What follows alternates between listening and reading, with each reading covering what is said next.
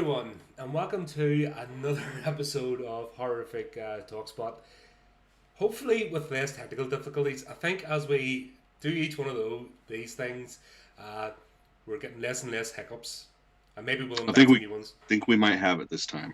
Whoa, we're talking, and we can hear each other. I know. I can see you and I can hear you. Oh my word! This is a process, I have to say. Anyone who thinks you can just jump on this thing and it just happens. There's buttons, knobs, dials, tweaks, and all sorts of crazy stuff that has to happen before we can get on here and talk shit. Yeah, way too much shit for me. That's why I just talk. So, what's this with you fighting with roads lately? What's that? What's this with you fighting with roads and deciding to have arguments with roadway pavements? You know, I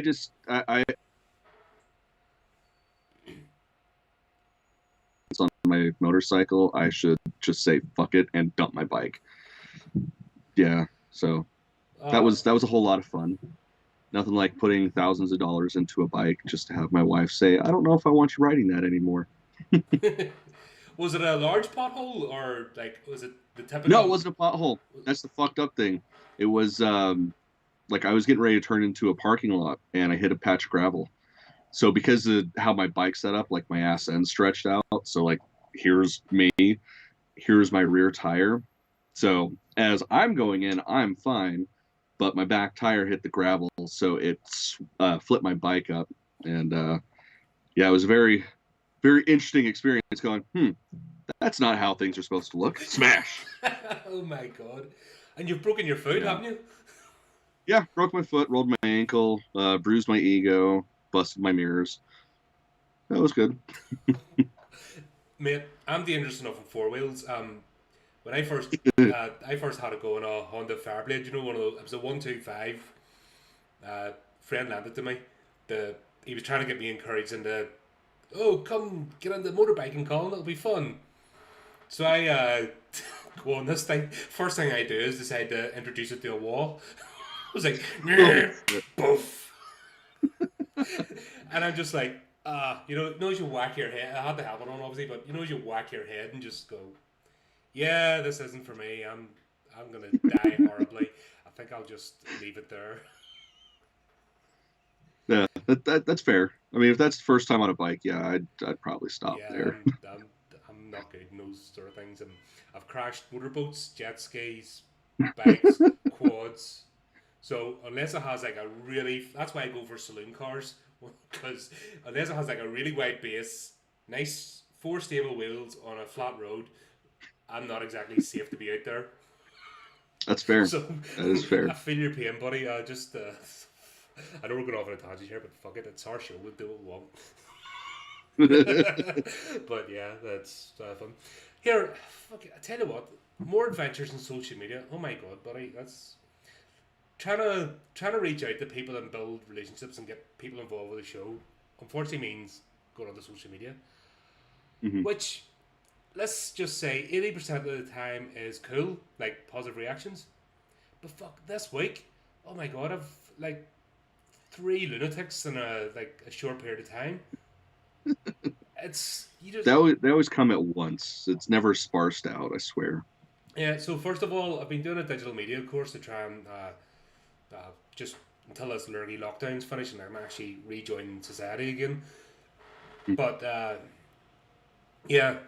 Somebody took exception to my really gruesome masks. Like, apparently Dollar Tree Halloween masks are frightening and triggered somebody, so I had fun and games with that. So that was the first thing, and you're like, really? Honestly, is that all you've got to worry about? Yeah, what the fuck? How the fuck do you step outside your house if that's what's frightening you? Yeah. So obviously I've decided to go and buy more masks, because that's what needs to happen. Duh, of course. Because, yeah, I don't know. Maybe it's a thing that when you're engrossed in horror movies and the horror genre and you're laughing at somebody's getting eviscerated and you're like, yeah, you forget that there's normal people out there as well. That could be it.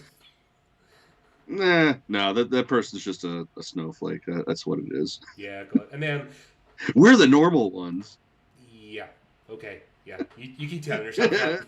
I've embraced my weirdness a long time ago and just accepted. But if you want to hold on to that illusion, that's fine.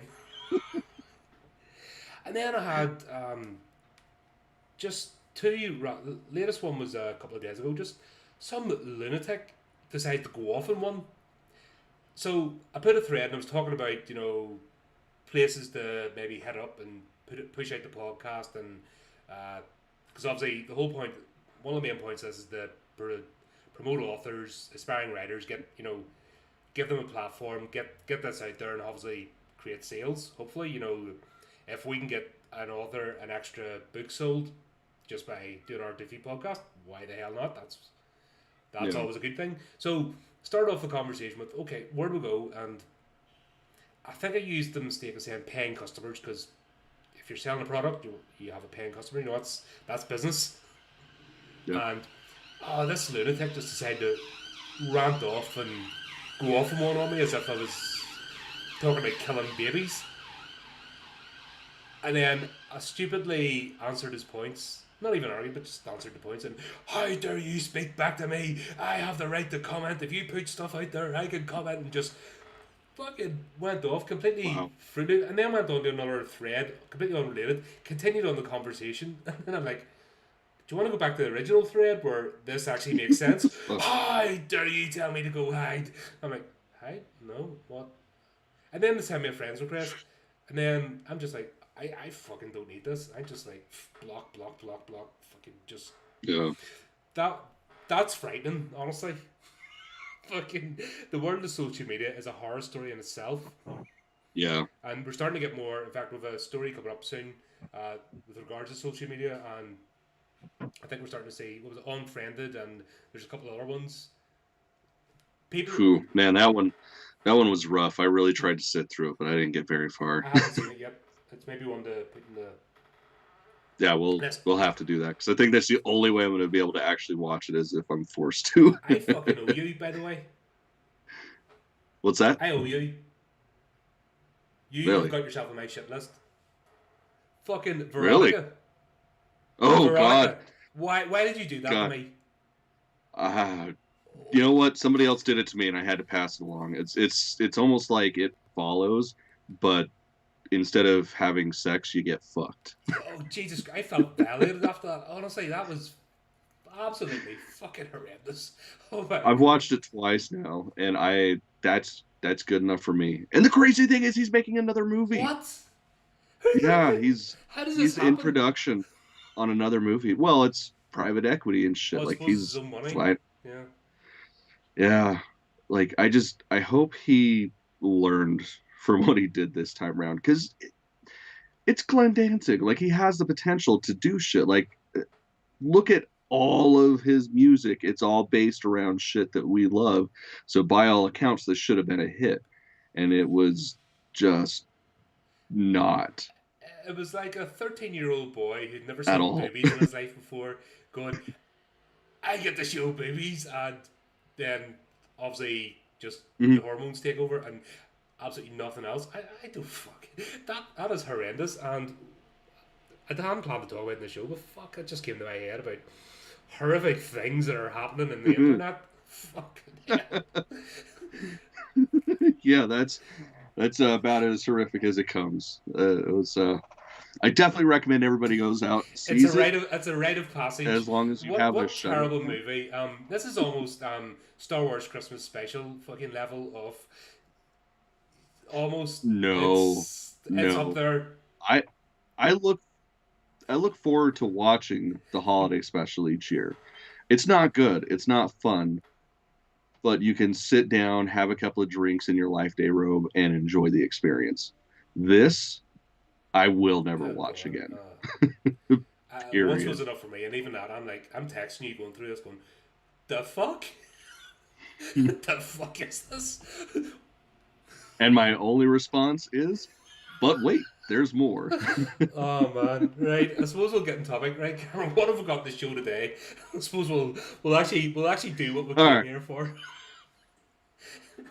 Okay, that sounds like a good idea.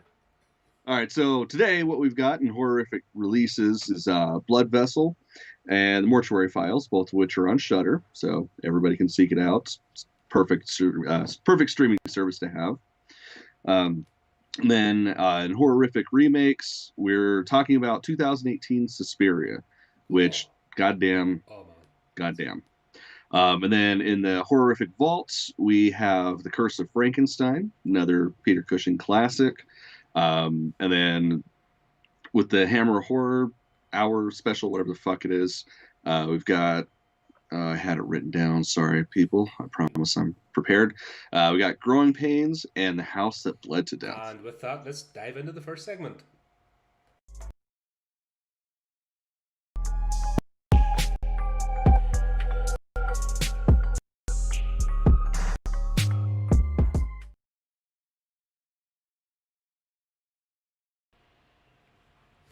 So, I have to say, Blood Vessel, loved it. Absolutely. Love. I don't think I can say enough about this movie. It's I Really? am the opposite. I think, okay, so to be fair, I was watching with my wife, and she missed quite a few things in it. So I wouldn't say the whole time, but a good amount of the time was me explaining shit that she missed to her, and then just us talking shit the rest of the time. So I feel like I need to go back and watch this to give it a fair, watch. But yeah, I wasn't too impressed. I mean, the makeup's beautiful, like just plain and simple. The special effects in this are perfect, but man, the story was a little to me, rough. this is classic monster movie. We've got too many of these intellectual pieces coming into horror where people are trying to be clever and actually not being so. We've talked about a few movies recently, and yeah, it's just classic of case of the director trying to be something, trying to give some sort of message, and then actually forgetting how to tell a story. To me, this was just a classic monster movie story. I like the fact it was set during the tail end of World War II, just before the end of it. Actually made for an interesting setting. And to me, they got definitely. Like, they didn't go overboard. Like, I didn't see any CGI, which was refreshing in today's age, because to me, until they figure out how to mix CGI with practical effects and still retain some magic, once you see CGI, you're kind of lost. It's like you know how it's made. Well, and this movie definitely did that. Like that's the thing with CGI. It's like it has to be a perfect blend. I mean, the most obvious thing is like hiding of wires and stuff. Like it's a lot of that in something like this where people are getting thrown around, and then like the glowing of the eyes, just subtle little things that are sort of like the cherry on the top for the actual practical effects. Like it's definitely perfect in this case. You can see that they really put the effort in. So basically, the premise of the story is a ship gets sunk. I wasn't too sure if it was a British or I think it was an American vessel. Yeah, it was an American vessel. Yeah, because the crews were American, so obviously makes sense. The support staff. So it's an American vessel, but it also has Australian, Russian, and 2 Brits. So it's like a mixed bag. They're on a life raft, and you can actually in the background you can actually hear like explosions still in the background, but it's far off. And that to me, that's a horror of the sea. If I love ocean-based movies because it's the one area of the planet that we are still afraid of, that still owns us. We have not mastered the ocean. We cannot go further down than a mile without getting in trouble. You cannot go further away than 2 miles from shore. Yeah. You're going to get in trouble. So even with today's technology, the ocean still owns us, and this is 1944. So even back then, radar had just been invented. That was the pinnacle of technology. So you can picture that if you're lost in the sea back then, that was it. That's frightening enough. And then they come across this Nazi ship. So you're an allied force, and your rescuers are going to be Nazis, and we've got a Russian who's being very quiet and coy, but he's obviously been through some trauma. Everyone knows what the Nazis are up to, so first of all, your rescue ship's a Nazi ship. Fuck. So that on its own without anything else. It's just like, oh shit, they could have made an entire movie from that. Yeah. And then everything's red. I mean, all the lights are red. Like they really hammed this up as like a ghost ship. It was. I just thought it looked really creepy and cool. I haven't seen that in a long time. Mm-hmm. So I'll Yeah, give these definitely. guys complaint. I suppose a complaint to start. Like they killed the captain for no reason. I don't. I don't know if he was the ship's captain. I think he was. He was the ship's captain, but he was on the life raft. So before they get on the ship, obviously, I think they just needed a death to warm everybody up. But he gets thrown in the ocean and chopped up by the rotors, and to me, it was just a bit of a pointless scene because there's more than enough in this movie. Mm-hmm. Yeah, it did seem like they were trying to, show that, oh fuck, anybody can die, but it's like we haven't known the characters long enough to give a fuck Yep. that he died. And this is a thing. They do actually take the time to let you get to know the characters in this, so it becomes Mm-hmm. you become invested, which is missing. That's why I love this movie because it's so refreshing with all the trite that's out there to actually see something that's been made with a bit of effort. The Australians seem to have this Mm-hmm. thing when they make movies. They're either completely cheesy or brilliant. I don't know what it is. I think that they have because they're not tied into the Hollywood market, and I think when they get money, they just do their own thing. They have this kind of. It's like they're the last bastion of creativity because they just don't care. Mm-hmm. Well, with Australia, like a lot of the money is like private from the government, so they don't have the issue with having this executive telling them this one telling them that, this financier doing this. Like they just go, "Hey, government, we got this," and government's like, "Here's money, make it." Which is actually. So I think that's why we get a lot of freedom out of Who would have thought you Australian get freedom films, from the government? Especially in today's. right? But long may it continue, and maybe if they do a few more and start leeching it into the rest of the world, then we might get our movies back instead of this utter That'd trite be that we have at the moment. But yeah, so they're on the ship, and obviously something's wrong because it's completely deserted, and these people are bricking it because shit, we're on a Nazi ship, we're gonna get horrible things done to us. And it was actually interesting that they go and explore and the change in the Nazi uniforms. I don't know why, but I found that quite amusing and actually fitting with the story. Hey, I mean, they're clean, they're fresh. Yeah, it So I was mean, just there's that. okay, we're wearing Nazi uniforms now. Is really interesting. Just coveralls Mm. and stuff with the logos, but the, Yeah, no, the only one that made sense was the Soviet guy because he was missing a fucking shoe and he was gonna get frostbite. So made sense that he put on some clothes. Everybody else said, yeah. It's like I think they just wanted to dress yeah. like Nazis. Oh, he was a great character. I've been through worse. I can't do Hmm. a Russian accent, but Yeah. I've been through worse. I was like, okay, yeah. He was like the comedy relief. I think the not comedy relief because he's very straight. How would you put it? Well, I mean, he definitely was like to an extent because of how straight he was. Like it was just so Yeah, dry humor dry of that it, it was hilarious. especially in situations like that. That's typical squatty humor. You know, shit's falling down all around your head, and you just make a joke about it. And just get on with it. So that was good. So we start to see these people are exploring, and to me, this is what they did really clever. They managed to find a right balance of teaching you about the characters and their interplay while solving this mystery Hmm. because it's a classic monster movie mystery thing. They're trying to find out what the hell happens, Hmm. and then when the Australian, the Russian goes up to the actual command deck, and they find the navigator just like dismembered. Yeah, it was the Russian and the Oh, one and of the the Americans, right? cooks.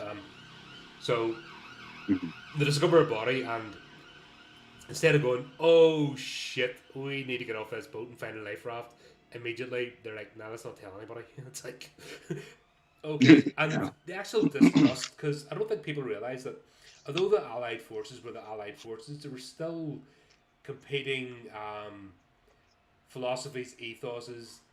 Everyone was pretty much an independent Hmm. nation and not necessarily best of buddies, if that makes sense. everyone has this worldview of every country and creed and character just automatically gets along, but you don't. If you have national identity, you have differences, and I like the way they played with us during the movie. So the tensions there, particularly between Russia, you know, and the rest of the Allied forces, you know, it was a marriage of convenience sort of thing, so to speak. But generally, typical enemies having to come together to beat another enemy, you know, so they weren't exactly comfortable with each other, and it was really good interplay through the movie. Yeah, definitely. When they discovered the little girl, I don't know, but the way they put her, like the Miss, what'd you call her? Miss Jenkins, was it? Oh, shut up. Yeah, I think so. I don't remember what her name Prescott, was. sorry. Oh, Miss Prescott. I've got the document here, but yeah, Miss Prescott. She discovers this wasn't Victorian. It was Elizabethan, the first era doll. You know, but it was remaining. It was like antique doll, and then it just happens to belong to the little girl they find. Like that to me, that was red flag straight away. It's like, right. Yeah, there's something going on, not quite right here. What's happening?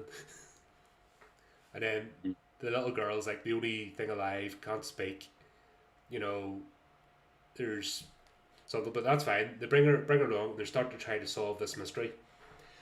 The whole atmosphere in the ship. That's what I'm saying. I love the whole atmosphere in the ship. They actually managed to make it grimy and dirty and, you know, realistic.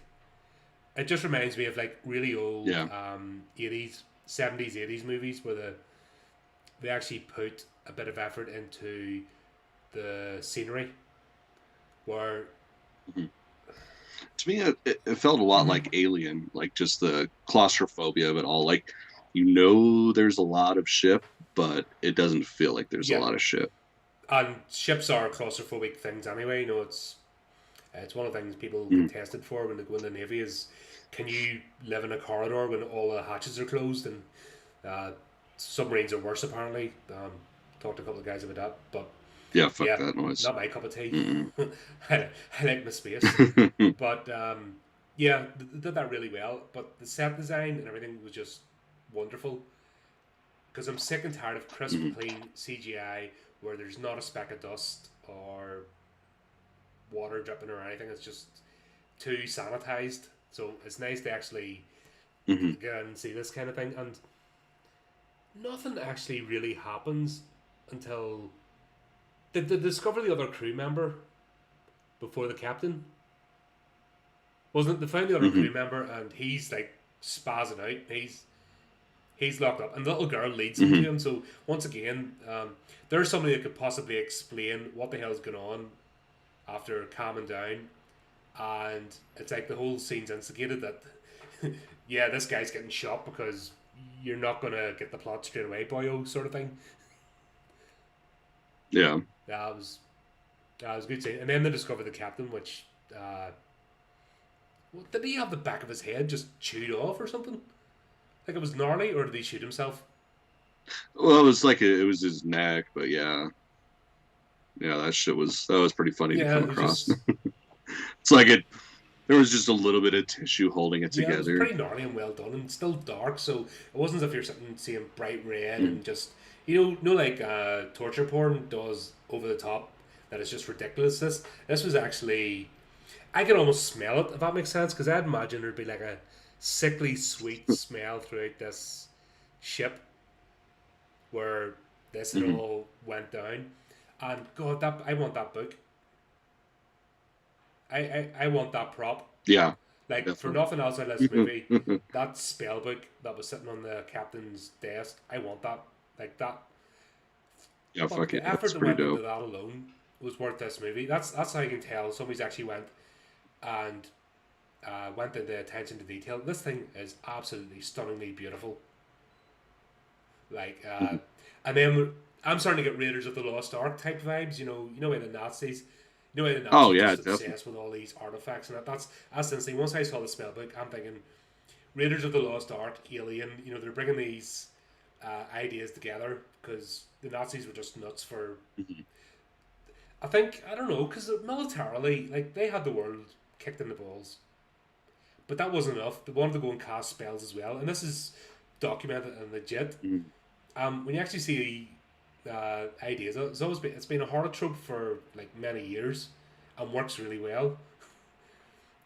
Nazis aren't satisfied with just being fucking megalomaniacs. They have to be wizards and sorcerers as well. It's just nuts. So we start to unpick. We're getting journals. We're starting to see a bit of the history, and we've discovered that they went to Romania. So you start putting the pieces together. If the title of the movie hasn't already given it away, and the artwork. Yeah. So they've been to Romania, basically Transylvania. They've went to discover some old ones. What they're planning to do with them, I have no idea. Yeah, it never does explain. What was your end goal here? Did you think that you were just going to release these vampires and set them loose in the world, or were you going to experiment on them? Because they were all about the super soldiers. Maybe it was part of that. Did I see something about? No, it was just expedition teams. So we're just seeing photos of expedition teams. So I think they were just gathering every artifact they could. I think that was part of the mad scramble of the whole Nazi cult of, there was this section, I can't remember what it was called, but they were dedicated to the paranormal. They explored it in Hellboy as well. The Hellboy series, when they discovered him, there's this whole branch of the military, and that's got to say something. When you're fighting a world war and you've still got time and money to dedicate to a branch to look at spooky shit, you know what I mean? There's right. Something about priorities there. Yeah, but that was their whole thing. So I think they were just looking to gather every arcane artifact they could, and this was just one such vessel that went out searching or was on a particular mission. Because I don't know where this was it off the coast of Europe? I honestly don't think they ever really explained that. We know it was coming from Romania, but we don't know where it was heading to. Yeah, I'm not sure. It's about the only explanation was just, that it was towards the end of the war, so the Germans were bombing every ship, including medical ships and stuff. So, yeah, I don't honestly think it told us where it was. But it is assumed that that ship had been out for quite some time. Yeah, well, they did it with the rotten food and yeah, just the state and disrepair and the decomposition of the bodies. This isn't something that happened recently, which maybe that's why they felt comfortable. Like, I'm sorry, but if I'd just come in and then seen the ship in a complete massacre, and if the blood was still dripping, I'd be lifeboat off or hide in a corner and lock myself in. I wouldn't be looking around the ship. Pretty much. That's just self-preservation. But they did this really well. And then it comes out when they actually reveal that the young girls in the film Vampire, which we all knew from the start, it was like she was no innocent. Oh yeah, it was just I don't even know if they didn't go as far as playing tinkly music whenever she was like, but she was looking suspiciously and she was a bit too playing at being afraid, but she knew what she was doing. You know what I mean? So when she was revealed to be a vampire, we all knew it. I don't know why they set the British guy up as being the little weasel. It didn't make sense. I was just a couple of niggly complaints about there was zero payoff. First was the captain, like that didn't make sense. This guy being who he was, if he was a code breaker, fine, but making the character the way he was, just I didn't get it. Yeah, it really didn't make sense. Like there was no payoff for his character being the way he was. Yeah, because at this point, because of the situation, we didn't need to. You don't need a character to hate, if that makes sense. They tried it with the cook as well, making him a coward, but I think in this, just a group of people in a shitty situation was enough. And this is where I think directors overthink things, or they try to be more clever and throw too many things in instead of keeping it simple. Yeah, I think it was just a case of misdirection, but it didn't work.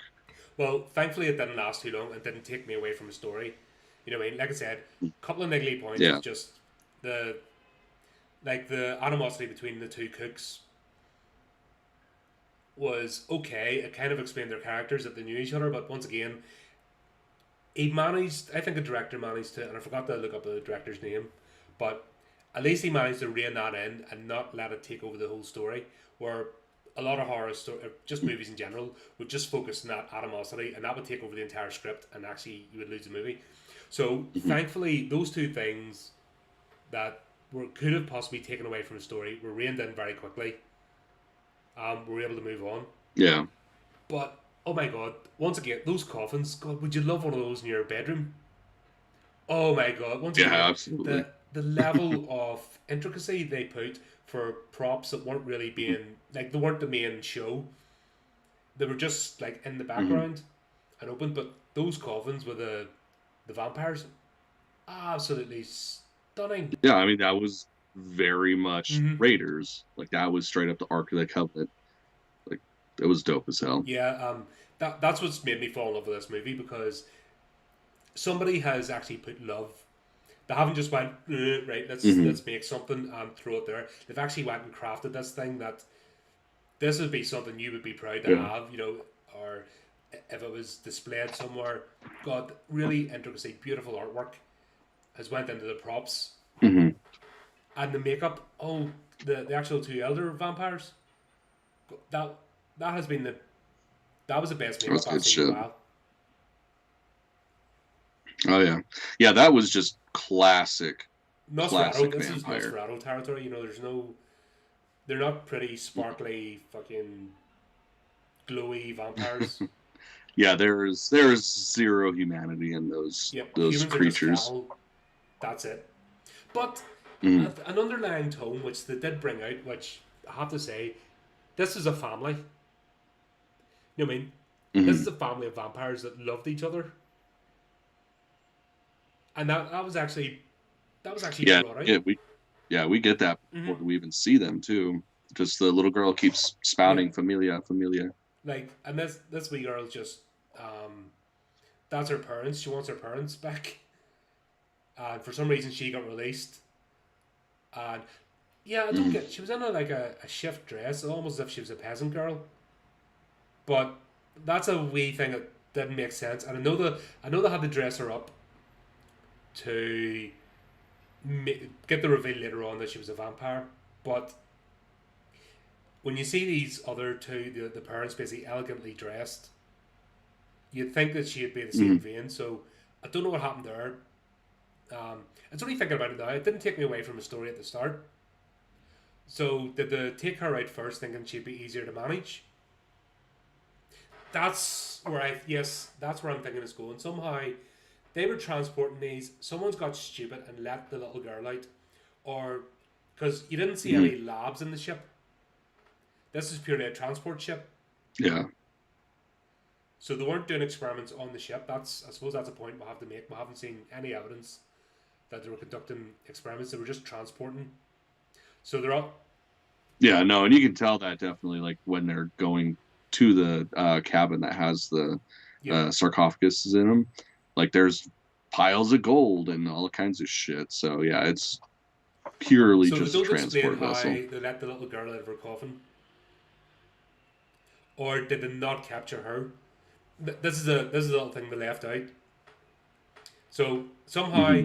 maybe they captured it. Actually, that would make more sense because we didn't see a third coffin, did we? I'm trying to think now. No, I don't Right. So remember they seeing captured the one. parents. This is where I think the stories went. They've captured the parents. They're transporting it, and the little girls got onto the ship. I think that's what the stories went. So they've kidnapped their parents. She went, "Fuck you! I'm not having any of this." She's went on the ship. She's Mhm. mangled. This is the youngest of them. Has mangled the entire crew, but somehow can't figure out doors. Yeah. So that's like I'm nitpicking here, trying to find faults because I'm proper gushing over this movie. If you haven't guessed already, so this is a good thing of storytelling because if you leave it open, you can fill in your own blanks. Someone else can have a theory, and Hmm. that's where you get discussions. And that's if a good story has you talking, then that's it. That's how it lives on. So maybe it's good they didn't explain it, but that's my theory anyway. They've kidnapped the parents, the little girl's twigged on, and she somehow got on the ship, mangled the crew, but somehow can't get the doors open. So that was it. But then finally, like, yes, this is where the fun starts with vampires being able to manipulate minds. This element they brought in, and I thought it was just wonderfully done and not over the top. Of vampires having abilities, so they get this guy to start opening up the coffins because that's a smart thing to do when you're shipwrecked in a Nazi ship that's just been a massacre's taking place and you don't know what the hell's going on. You start poking into things that maybe you shouldn't. Makes sense. So and then you start seeing the telepathy happening. So obviously the vampire's strong enough, especially the eldest one. He's strong enough still, even in a state, to reach out and get the talk a crew member and they open them up because that's what you do. You start opening and spilling blood into a vampire because that always works out well.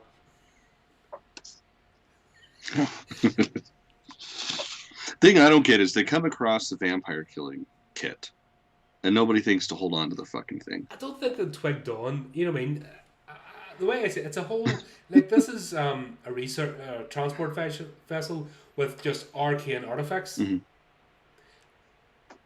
Yeah, see, I don't know. Fuck that shit. Like, if I came across something like that, that shit would just be like, oh, okay, I'm clearly stuffed my pockets. Yeah, I suppose if that's you don't know. But had they like we're obviously old and seasoned horror nerds, so we're and obviously we know it's a vampire movie, so we're automatically thinking vampires. But if you're in a situation you're not too sure about and you don't know what's going on, do you think like a few vials and a steak's going to help you? You're looking for machine guns. Do you know what I mean? You're thinking like this is modern times and superstition, although still up to the 1930s, superstition was a massive thing. Still, it was moving away from the modern world. So maybe, but yeah, that was like that could have been useful. But yeah, when the vampires are finally released, oh my god, they're terrifying. And the whole able to like hypnotize and they start playing. I suppose I better rush this on because I'm really going off on one with this. But essentially, then the vampires try to escape. These people are running for their lives. They manage to kill the mother vampire because I don't think they were given names, or I can't remember them. Yeah, no, I don't remember any even names. She was using hypnosis and playing with and then you start getting more of the backstory. So everyone's had like a traumatic event that's went on, and she's using that against them, which I suppose that was like Event Horizon type stuff as well. You know what I mean? They've taken tropes from really good movies and brought them together into this, and they've done it like understated and low budget, but with love in it. That's why I'm kind of like a real fan of this movie. But yeah, even towards the end, they managed to kill the vampires. But who bit Prescott?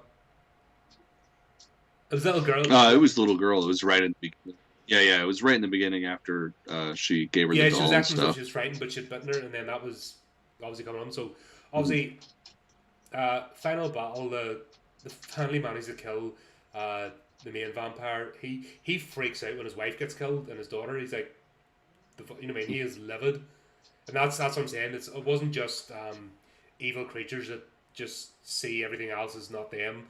They were a family, and that was almost heartbreaking when you bring that. You know what I mean? That they're a family being ripped apart after so many centuries.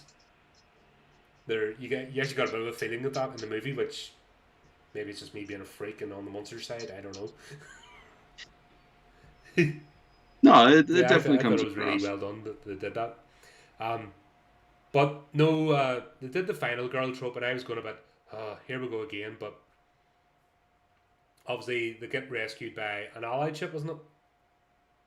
So two of them left, and then they're in the ocean. Sorry folks if I'm skipping on, but go watch the movie, honestly, because there's a lot in it to go through. It's a really good, really good show. She decides then, she's a vampire now, bites him. and then she's like the survivor, but she's not really because she lives to carry on. It was, you know, it was it was a really good, well done movie, and the pacing I thought was brilliant. It didn't try to like wrap everything up in the last 10 minutes. Oh yeah. Well, yeah, that I love that when it's a monster movie and you don't see the monsters until at least halfway through. And if I remember correctly, that's how this was. It was like just past the halfway mark when we finally see or actually it was way past that when we actually see the monsters. I mean, of course, we got the little glimpse of the little girl like backing away and her eyes are glowing. Um, yeah, I thought I love and it then when they that don't try happens. and cram it all into 10 minutes, which we see with a lot of movies that they spend so much time building suspense, and then everything just accelerates. This actually maintained its pacing throughout, which you need to Oh build yeah, up again and just yeah. It's definitely one that I'll probably it'll be like a middle of the night by myself type of movie, just because I feel like I didn't give it a fair I find shot. there's a difference between when you're um, got earphones or headphones on and you're actually submersed in a movie for a couple of hours as opposed to sitting with a group of people and watching, because that's where the distractions and all come in, and you're doing this, that, and the other. So this is one for just to watch on your own, I think, first of all. Then you can enjoy it afterwards. But yeah, there's a lot to unpack in it. It's really well layered, and the pacing was brilliant, and they did the effects beautifully. And like I said, I've been getting despondent with movies, and I'm glad this one came along. It actually revitalized me again just to get back into it. Yeah, Cool. So all agreed. in all, thumbs up. Really enjoyed that one. Check it out, folks. Excellent. Next Yep. thing, Mortuary Collection. Obviously, as was spoken before, because of the lurgy lockdown, cinemas/movie theaters aren't open, so we can't go out and do the Hmm. popcorn flicks and then talk about it afterwards. So we just have to go with the releases. Um, Shudder's turned out to be the go-to. Excuse me, sorry about that. Hmm. We've actually seemed to have better releases in November than October, which is a bit weird. Yeah, I was kind of surprised with that. Like we didn't really get October shit was in crap. I October. was like, come on, this is supposed to be the month.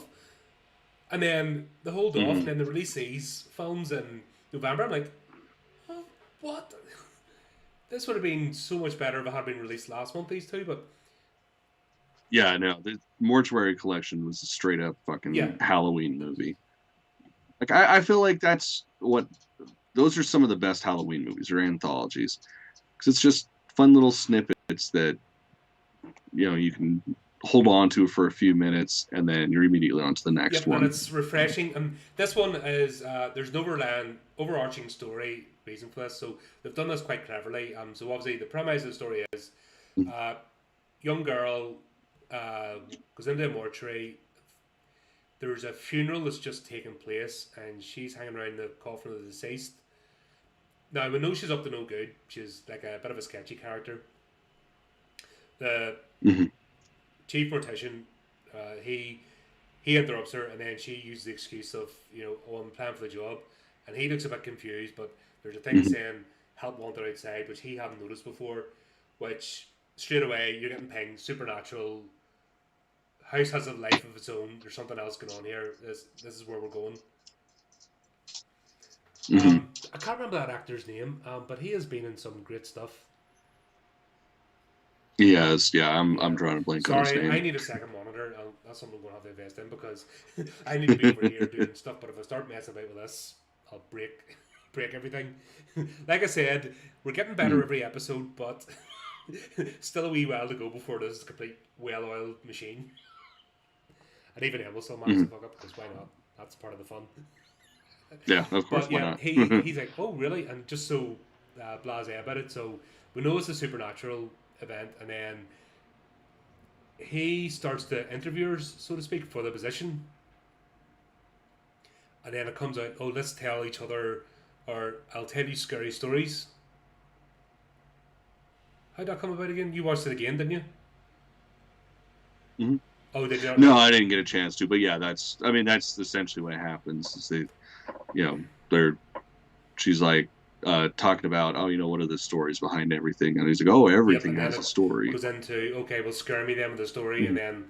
then there's 4 stories told throughout this. Um, Mhm.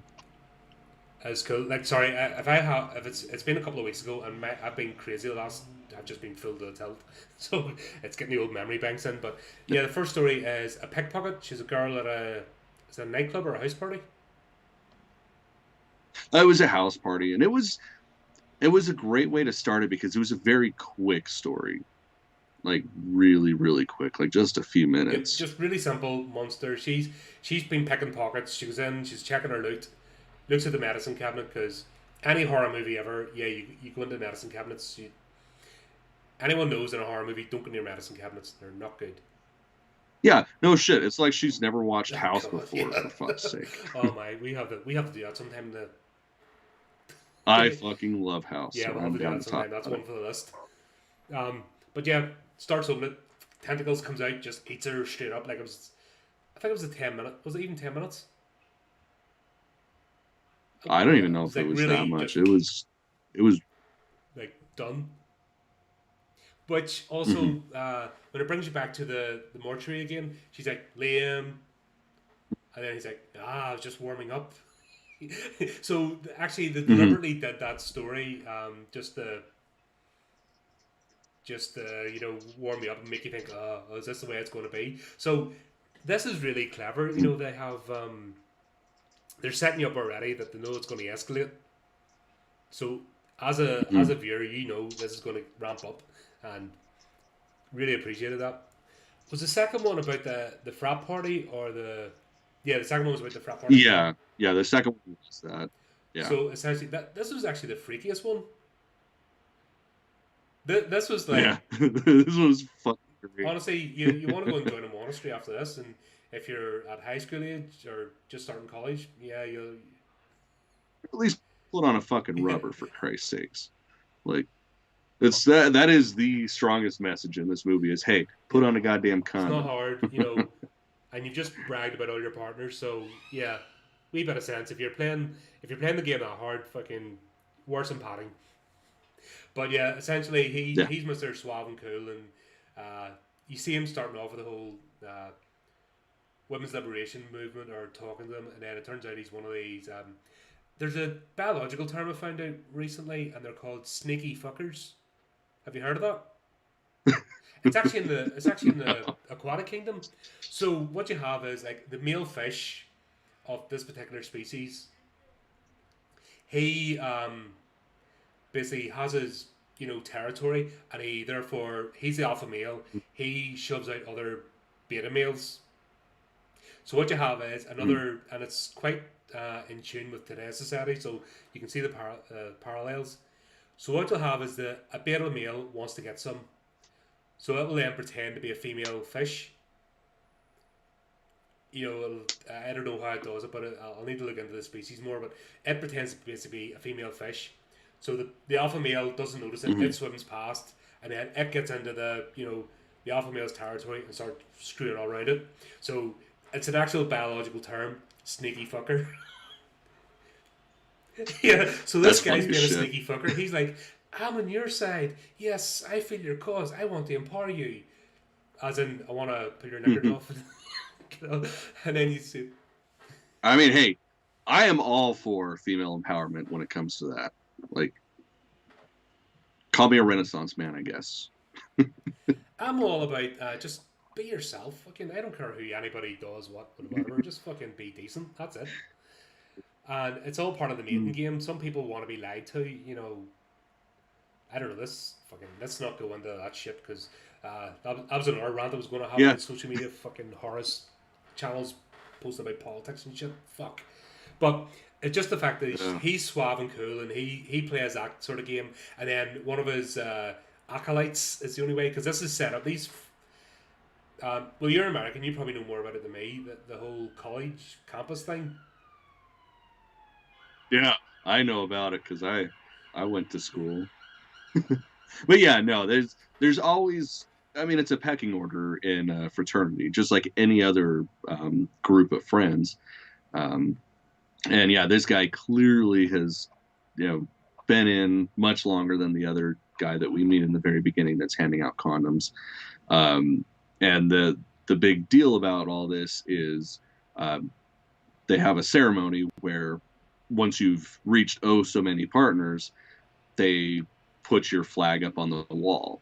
And that's essentially what he's trying to attain through doing all this stuff. And he does end up achieving that. And that whole Yeah. ceremony is fucking hilarious. Like, I thought that was great. He's, oh God, oh God, oh God. And everybody's like trying to cheer He's him on. falling to bits. So funny. Just after, because Yeah. obviously, I was supposed to go back. Sorry, we went off on a wee tangent there, or I did anyway. Sorry, I do this. But he has sex with his girl. He throws the condom away because he doesn't like the feel of it. You know, that old chestnut. Mm-hmm. I suppose it was the 70s, so obviously there were Geronimos back then. They didn't have super thin, but still. I guess that's true. Because I mean, condoms nowadays, like you get the right ones. Like you spend some actual money, they're pretty damn good. But he's just like, no, I'm not doing this. And then obviously the day after, he's picked up something nasty, and we think it's an STD. Yeah. And he's just falling to bits. And then they're having this ceremony, and instead of enjoying it, he's just like, oh, I just want to go and die. And then it carries on until he rings her, doesn't it? Yeah, he rings her. Yeah. Yeah. And then like she, was playing all coy, like nothing happened. And then he ends up actually going to visit her because he's not finding out what the hell's going on and what she gave him. Yeah, and then the parents are like, not again. That's when that should be red flags. You're like, oh fuck, what's going on here? So, and that final scene where he's getting ready to give birth, because that's what we ultimately find out, is that she's some sort of demon, and if they don't wear protection, she gets them knocked up. That was gruesome. That was having his dick explode. I was laughing my ass off. Like I almost shot popcorn out of my nose because of how hard I was laughing. Him just giving it the whole and the whole distended belly, and like the parents are just like, how does it come out? Well, the same way it went in. Oh fuck! And the parents are just like, here's another. And she's on the phone arranging the next date. That was just so in front of her parents. So this is all fucked up. Oh yeah.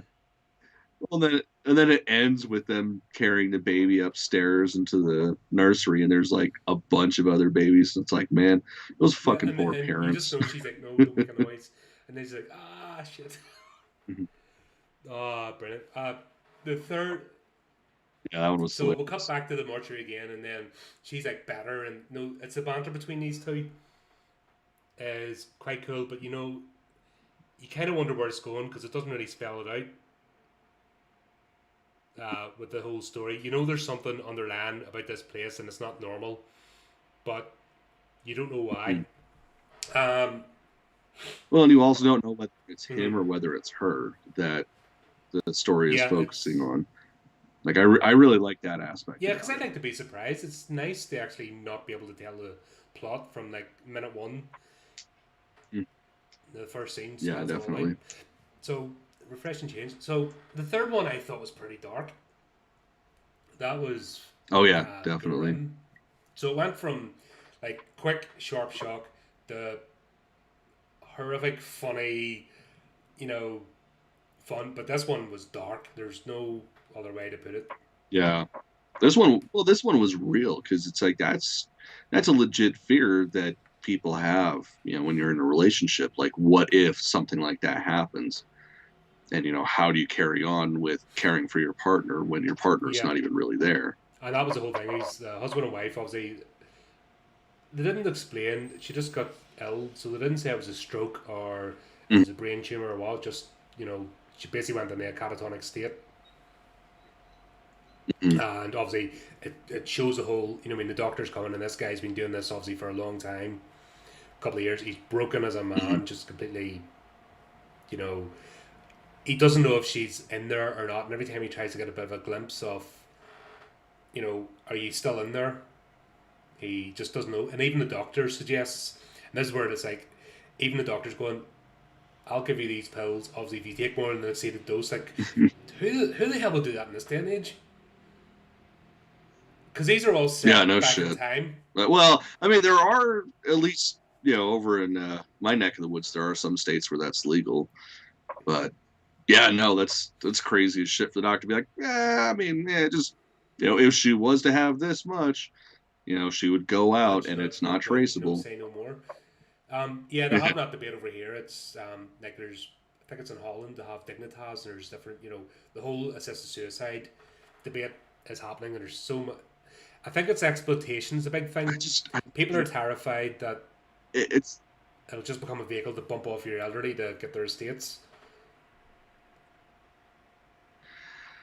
Yeah, I don't know. I'm all for it, and I think it's fucking stupid that people don't get that choice. Like I mean, I've already come to the conclusion that's how I'm gonna go out. Unless I die randomly, like I'm probably gonna be like, oh fuck, I'm 75. God damn, this sucks. I'm too much of an independent person. The thought of being in a nursing home and having people having to wipe my arse for me, and I just don't. I'd rather go either maintain some dignity and just have a heart attack one day, or go early. That's my feelings on it. Obviously, everyone has their own thoughts and feelings. We're not preaching anything for the fucking blue no, to descend upon us and call us names. But it's like, obviously, until you've been in that situation, you just don't know.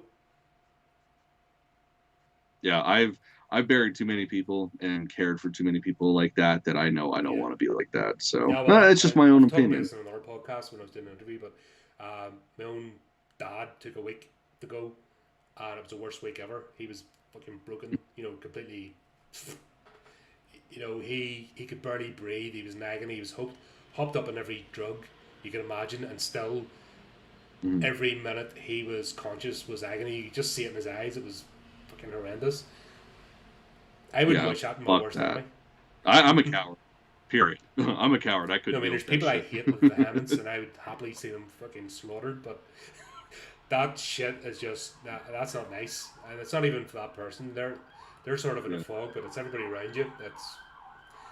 If you have an option not to do that, I'm all for it. But this was like I said, this is a really grim story, and the only thing that takes me away from it was he was already told that if you give her the pills, she would slip away quietly, wouldn't be traceable, nobody would say a word. Even the doctor says, I'll come pronounce the death, but write it all off, you're good to go. He basically gave him the golden ticket to do it. So why did he start chopping? Shit, it's because... that was the twist of the movie, because of course, like if she just died from the overdose, that's it. He's clean and free. But he's rearranging shit because he wanted to have a beautiful dinner, and it was an ornament. What was it? Was a statue. It was a statue. I don't remember what the statue. Yeah, he had got her a statue because she was obsessed with him during her life, and puts it in front of her, and she goes out because of the overdose and face right into the fucking statue. So it straight up looks like he murdered her, which he did. I was trying to think, what was the bit that made this go from a grim movie just completely fucking bonkers? Because the minute that happens, this just cranks up the gear and puts the accelerator pedal down and just goes fucking mental. No, from there on out, it's just a nonstop, holy fuck, oh my god, what do I do?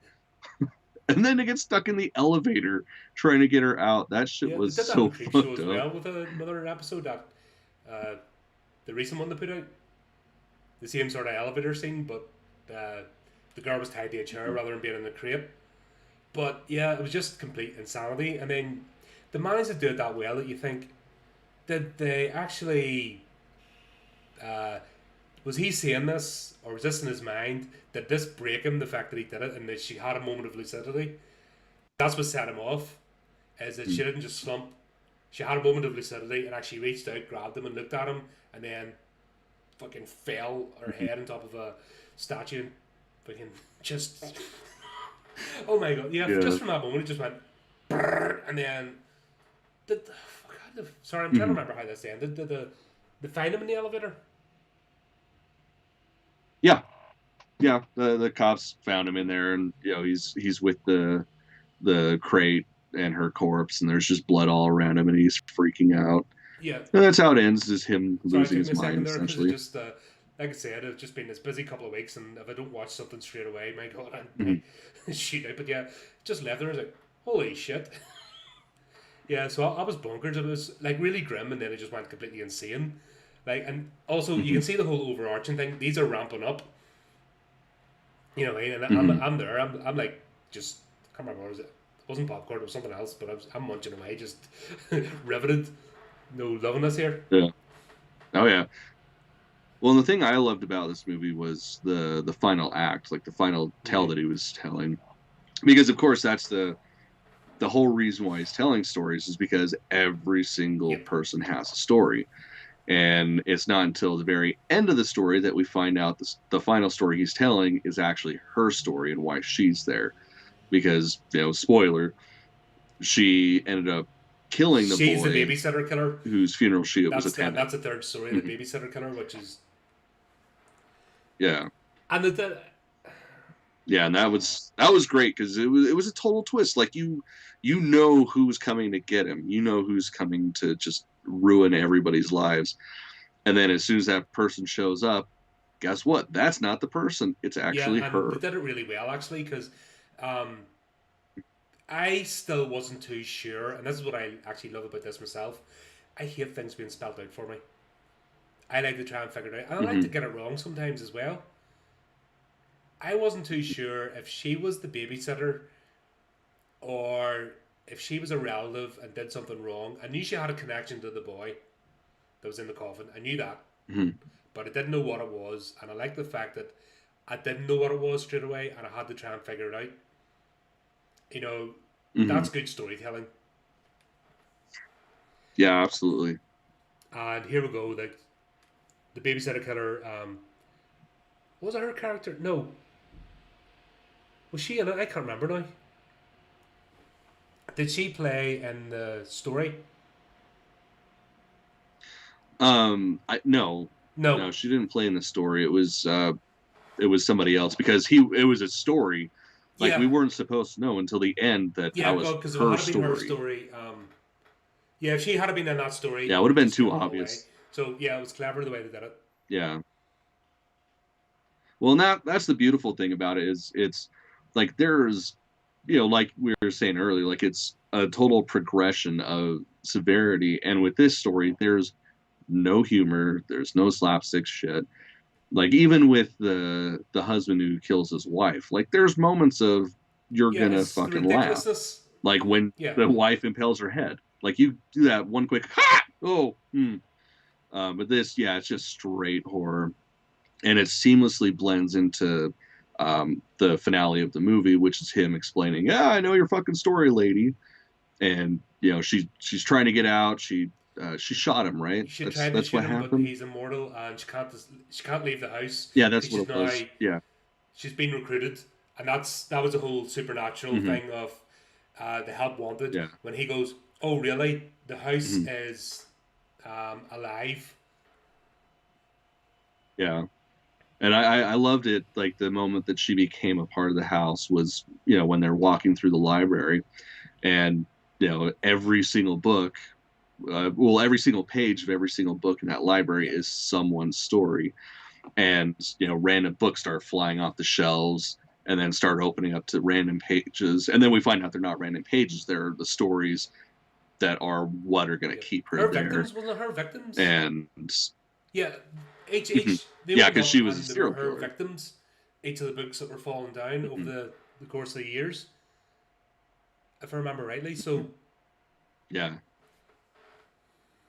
Yeah, and then we realize that it's the house when she tries to leave, because she tried multiple times to get in and out, and it just wasn't going anywhere. And then the finale of the man's story, because of course that's when we realized that he was in the same position as her, and that's why he'd been there so long, was he finally gets to leave the house, and just the pure relief on his face as soon as he steps through that threshold of yeah, fuck, and it's it's not even done. the life; it's the death. So he's actually being relieved that he's stepping out to death because his whole body disintegrates at the end of it. And yeah, you just see that it was really well done. Like, It was. Well, and then to finish it off with her telling stories to somebody else, and it was great because you get to see all her scars because she got tore apart. So that was such a good fucking movie. Like I really, really enjoyed this a lot more than I thought I was going to. Not that I didn't think I was going to like it, but I figured this would be one that's just sort of like, yeah, oh, just a that was cool, throwaway that was neat. series. Like Tales from the Dark Side. But Um, that's not something that's like gripping, if it makes sense, because it has the overarching story. The it, boys are getting ready to it's get cooked by the witch, but it's not a serious story.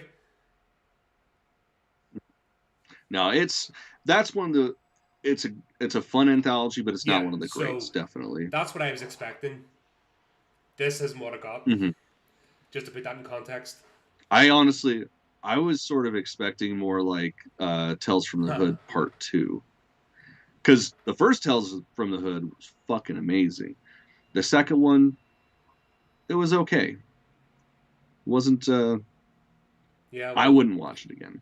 And I figured that's what this would be. But this is definitely one that I will revisit because sequel's I always thoroughly difficult enjoyed it. unless you've got a whole story arc. Well, and I think part of the problem too is that they had tried so long to make the sequel because the first one came out in the 90s and the sequel was what, a year or two ago. Um, it didn't have the same feel. And I mean, of course, the majority of horror movies have a message, whether it's a social, political leaning, just current topics, anything like that. Like it's there, and it's most of the time it's underlying. But this was just dead on the nose, almost almost Yeah, like and punching you in the that's face with their messages. I just like it made sense. I got it. I appreciate the messages, but it just felt like forcing those messages took that's a away from problem the with story modern itself. storytelling anyway. It's and it's a whole nepotism because what we've got now are directors who are sons and daughters of directors. So you're not getting people, and I've hmm been looking at this here, wondering why it's not just the madness of today, but it's nepotism is the problem. These people aren't earning their place, and they've pushed out hmm young, unknowns. Unknown people can't make their way hmm anymore in the film industry, except Australia. So keep going, Australia. You've got our Yeah. vote. Keep making movies, please. You can happily be the next Hollywood as long as you don't bring that fuckery over. But Yes, please. yeah, that's what it is. It's just these people haven't earned their spot. They're basically given the gold, silver platter and they're doing a harsh job of it. Mm-hmm. And there's always been movies are a way of communicating. They're a way of delivering messages, Mm-hmm. but people need to escape. They miss the point of escapism. Yeah. Why do we like watching gruesome scenes and just because it doesn't happen in day to day life? It's complete Mm-hmm. escapism of whoa shit yeah, and you take yourself out of the real world for 2 hours. That's not happening anymore, and that's when you find little gems. I guess it's refreshing to actually see because um, we're not getting it, but Yeah. hopefully it'll change because eventually people are just getting sick and tired of going to movies, and this I think as movie theaters are probably going to close now because of these. God, I fucking hope not, man. They'll always survive, but I think the weak, you know what I mean? Like anything, the weaker ones will close, and then we'll kind of maybe go back to a reset where actually getting people in bums and seats is important, and maybe Mm-hmm. people will have a think. I don't know. I can always be hopeful that things will maybe go back to actually storytelling Yeah. again, and somebody will remember that telling a good story, you can deliver a message without beating somebody over the head with it. And the world goes Mm-hmm. on, and you don't need to have nastiness, or if you don't like this movie, you're a such and such. Apparently, get rid of that shit. That Mm-hmm. doesn't help anybody. Or you can only be a certain person to watch this movie. It's like, nah, that's doesn't work. But Yeah. yeah, all in all, two good releases. Actually, we've got a good episode today because we've had some really good stuff. And talking about it, Oh, yeah. yeah, Well, oh shit. fuck Coming yeah, up next is the yeah. fucking So big let's go one. for horrific remakes. I'll just bounce us into the topic now.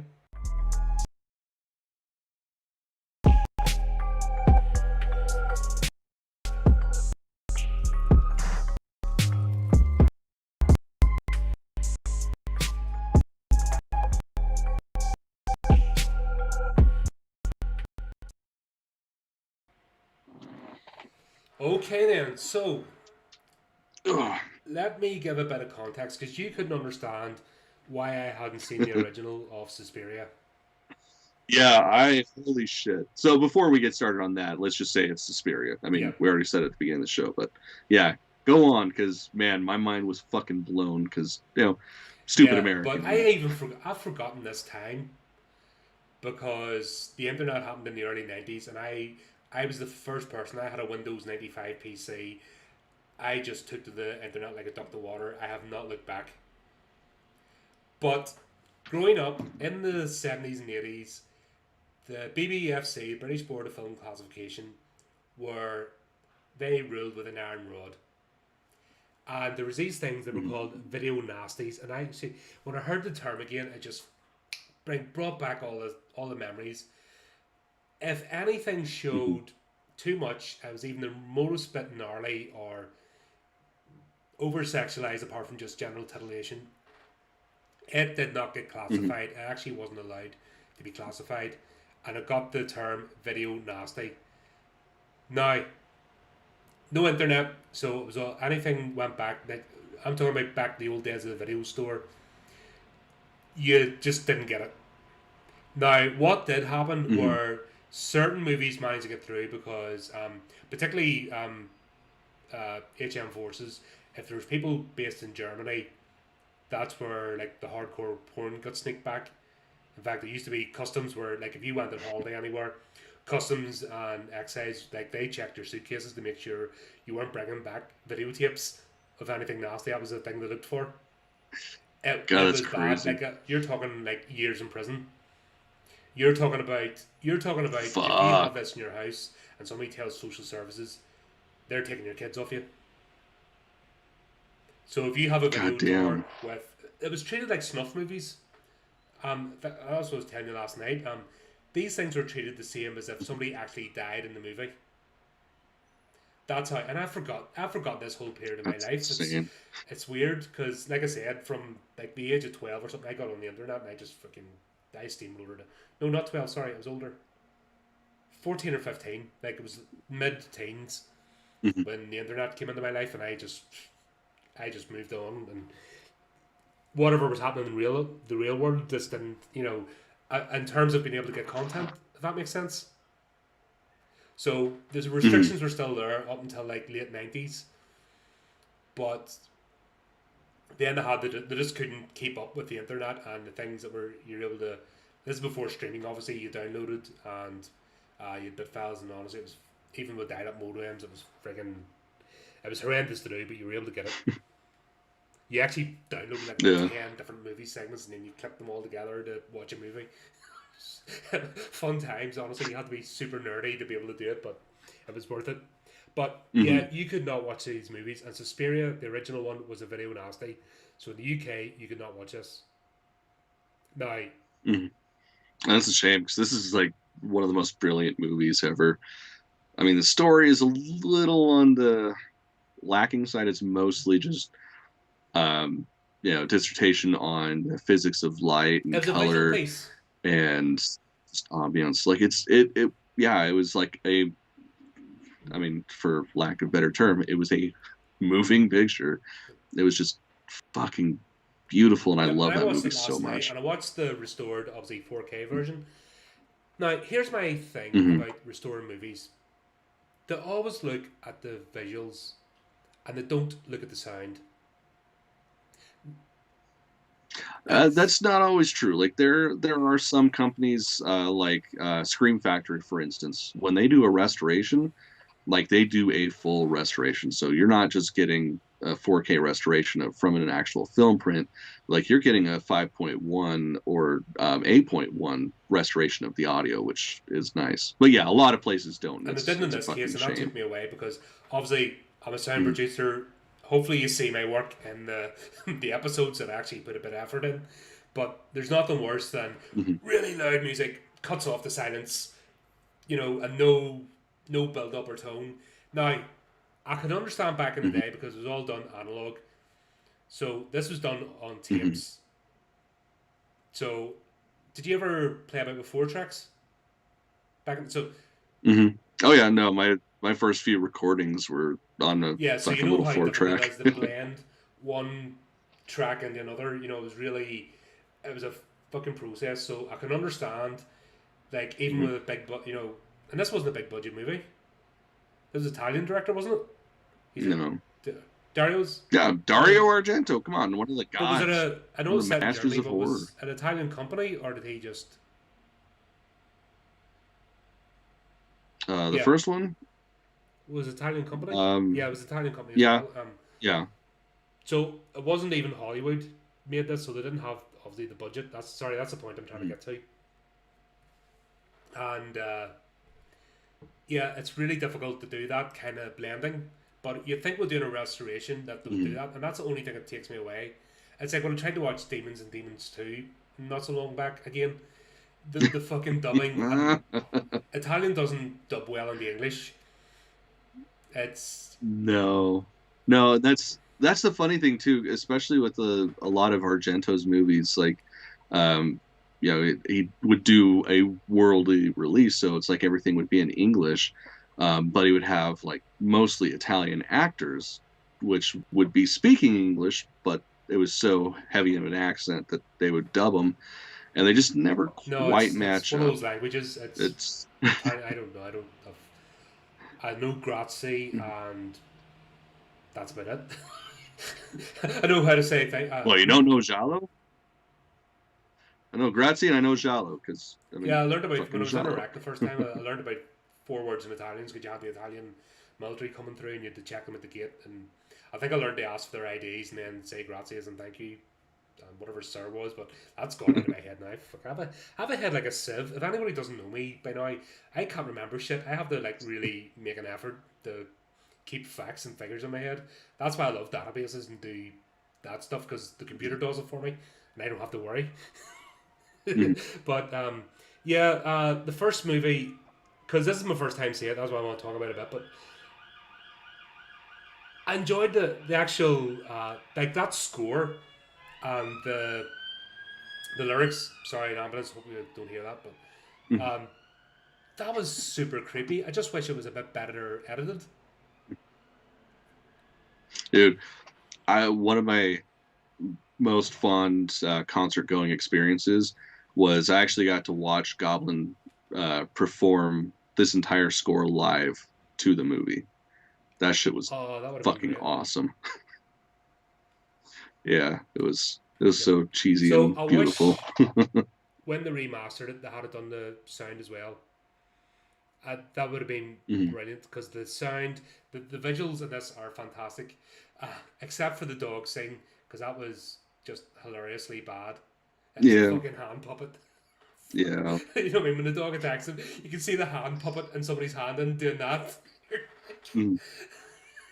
Well, and that's the thing is like these older movies, they you could cover up a lot with film grain, and sometimes 4K restoration doesn't lend to But the too much to stabbing the scenes and the movie. rest of it was fucking wonderful. You know what I mean? That Hmm. when they actually Oh yeah.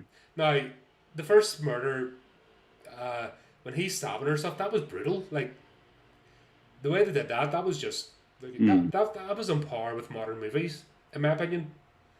Because Mm-hmm. now they use digital blood, and you can just spot it straight away, and it looks shit. In fact, Oh yeah. It's that's one always thing like that the pisses me same off about the John three. Wick Ugh. movies is the digital blood on it. Because you can just see it, and it's like, oh, okay, no, you may as well make an animated movie when you, and it's that bad. But this was brilliant. Her head smashing through the skylight at first. Now the Yeah. hanging scene took me away a bit, but and it didn't show you how the other girl got killed. That's what I meant to ask you. Did she get impaled? Yeah.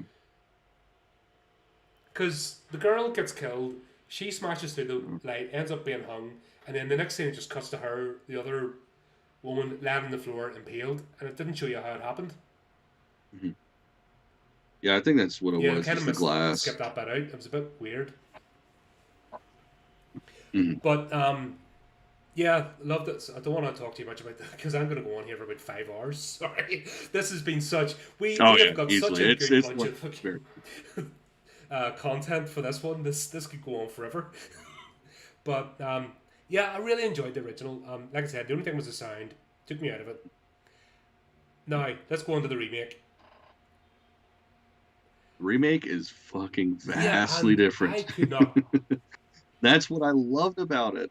It was so very different. And it was set up like a play Yep, too. Act 1, Like you yep. had very distinct acts. Yeah, it was brilliant how they did it. And then to know that Argento was a part of the movie, like it was at least, a tiny bit a part of the movie Yeah, was but they pretty didn't. nice. This is one of the times. I don't want to say it, but the remake was better than the original. Where See, it's, they're so but it's different. not. It's this could have made a very good standalone movie if they'd called it something else and still been a brilliant movie. Does that make sense? It was so Yeah, different. and I It mean had it also the same theme, but it was so different in a lot of ways.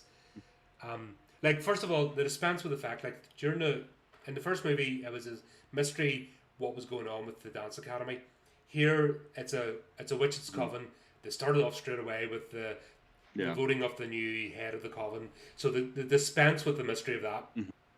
So you know straight away it's a witch's coven, and they just failed with a girl that they're Mhm. trying to set up as a sacrifice. They don't explain it fully, but we know it's for the matriarch to inhabit her body. That was the whole point of the first movie.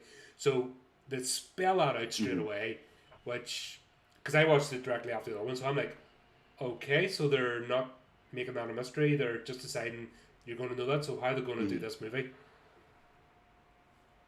But holy shit, this was brutal. This was a brilliantly made movie. I loved it. I'm texting you through it, going holy fuck, holy fuck, you know. Yeah, fuck. I'm thinking you're texting me like you had finished it, and I'm just like, oh, just you wait. Yeah, no, I'm still watching God, it. Going, yeah, so I couldn't keep it in. I'm like, holy shit, this is amazing. like I've only got one complaint about this movie, and that's Dakota Johnson. Like they should not have cast her. I understand why they did because at that point in time she's a relatively big name, but anytime that she's acting versus dancing and shit, it's just so awful. Like she is not a good actor at all. I think the only thing that saves her performance is the fact that everybody else around her is phenomenal, Oh, I especially have a Tilda thing about Tilda Swinton. Swinton. What Uh, we did? Yeah, I'm a big that's fan why of I'm her as surprised I didn't well. watch this movie because she was in it. Maybe I didn't realize. I don't know. For some reason, it just skipped my radar. Yeah, for me it was one that I kept like, okay, yeah, we're gonna go this weekend, and then something would come up. And then, ironically enough, the weekend that I went and saw Goblin perform the first Suspiria, that was the last weekend that it was in theaters. So I ended up just completely missing it until it came out on Amazon. Yeah, right. We'll have to talk about that first dance scene. Like, when I understand, like, from the start that the dance isn't a dance, it's a ritual. And why they're perfecting it is because they're fucking summoning demons.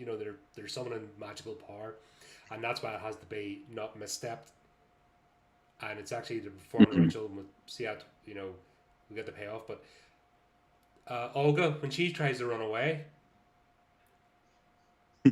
It's so holy good. shit, that was brutal. That is the first time in a long time I've actually cringed while watching the scene. Oh yeah. Well, and the best part is too, like Mm-hmm. she's still alive. Like she doesn't die from that shit, and that's like the most gruesome part when everything's said and done, and the witches go to She's like, carry her off. Like it's just like, holy yeah, she's fuck, she's still still choking, going. alive. God damn. I was like, oh fuck. That was just the icing on the cake, and then they're just treating her as Oh if she's yeah. been spanked for being a naughty girl. You know what I mean? Fucking, and you just see the evilness of now. Hmm. Back to the first movie, it was very cliche of oh, they're witches. They can only do stuff by doing terrible. I hated that, but that with the scene with the psychiatrist. I think they did the psychiatrist better here. Because the first one, he just openly Oh yeah, starts talking about a definitely. patient's file. Like, you don't do that shit. Even back then, you don't do that Yeah. shit. No patient doctor confidentiality, and he just talks to this random girl. That took me away from the first movie. It ruined it. But the way they've portrayed the psychiatrist here is amazing. Like, really, really built his character. Hmm. But yeah, that first scene and just that was it. I was hooked after that. And I think I texted you while that was happening, going, "Holy good fuck, Yeah, I'm in. I'm all in with this." yeah, it was great, and it just like it never really slows down either. I mean, there's a lot of talking, a lot of just building the world, but like that, it keeps that pace so very well, and especially for a movie that's over 2 hours long, like that's pretty goddamn Yeah, because I was impressive. there. I was invested the whole way through it, and that's saying a lot. Because Hmm. normally, like there's movies I skip because I get bored. Till I get something that's what I mean. It just too Hmm. much of the monologue and just not going anywhere. This kept the tension, and here was the indicator of how this is ramping up. That witch who was the empath, the one with the glasses. So she's an empath, Hmm. and then she is feeling the pain that they're inflicting. So you see in Hmm. that first scene that she's actually cramming the girl and feeling what she's going through. That was powerful, but Hmm. as this ramps up and you see her actually getting more and more affected by what they're actually doing, that something wrong is about to happen, that sense of wrongness is played throughout this whole movie, and uh, Hmm. you feel it as you go along. And the actual sexual undertones, I have to say, they played the sexual undertones really well without being overt. Like, Hmm. it's a sexual movie, but it's not sexualized, if that's a good way to describe it. Yeah, yeah, definitely. Well, I mean, I mean, it's one of the most powerful rituals there is, so it makes sense that they would kind of just barely touch on that and keep that as like the undercurrent. And I mean, it all balances out when you get to Oh, that God, final yeah. scene, like the final ritual. Yeah, you see what it's all been leading up to. Trying to think what else. There was a Hmm. yeah, the second dance scene where they're trying to get her to jump, and you know, something more is going on than just the dance. Hmm. This isn't just a dance performance. And I forgot to look them Hmm. up, but I was confused when they're talking about the terrorist organization, the RAF, because I'm thinking Royal Air Force. I'm like, hold Hmm. on, this is the 70s, so there wouldn't have been RAF prisoners. Then I realised it's this terrorist group, which I can't remember. And that plane incident was Hmm. actually one of the defining things of the Cold War. In fact, it wasn't just German special forces; British special forces were involved in taking that plane as well. Hmm. Uh, Yeah, that's the that's whole one aspect I really loved is they pulled in like real world shit to yeah, because this. the 80s in Europe and Britain were a dark time. You know what I mean? This was a sorry.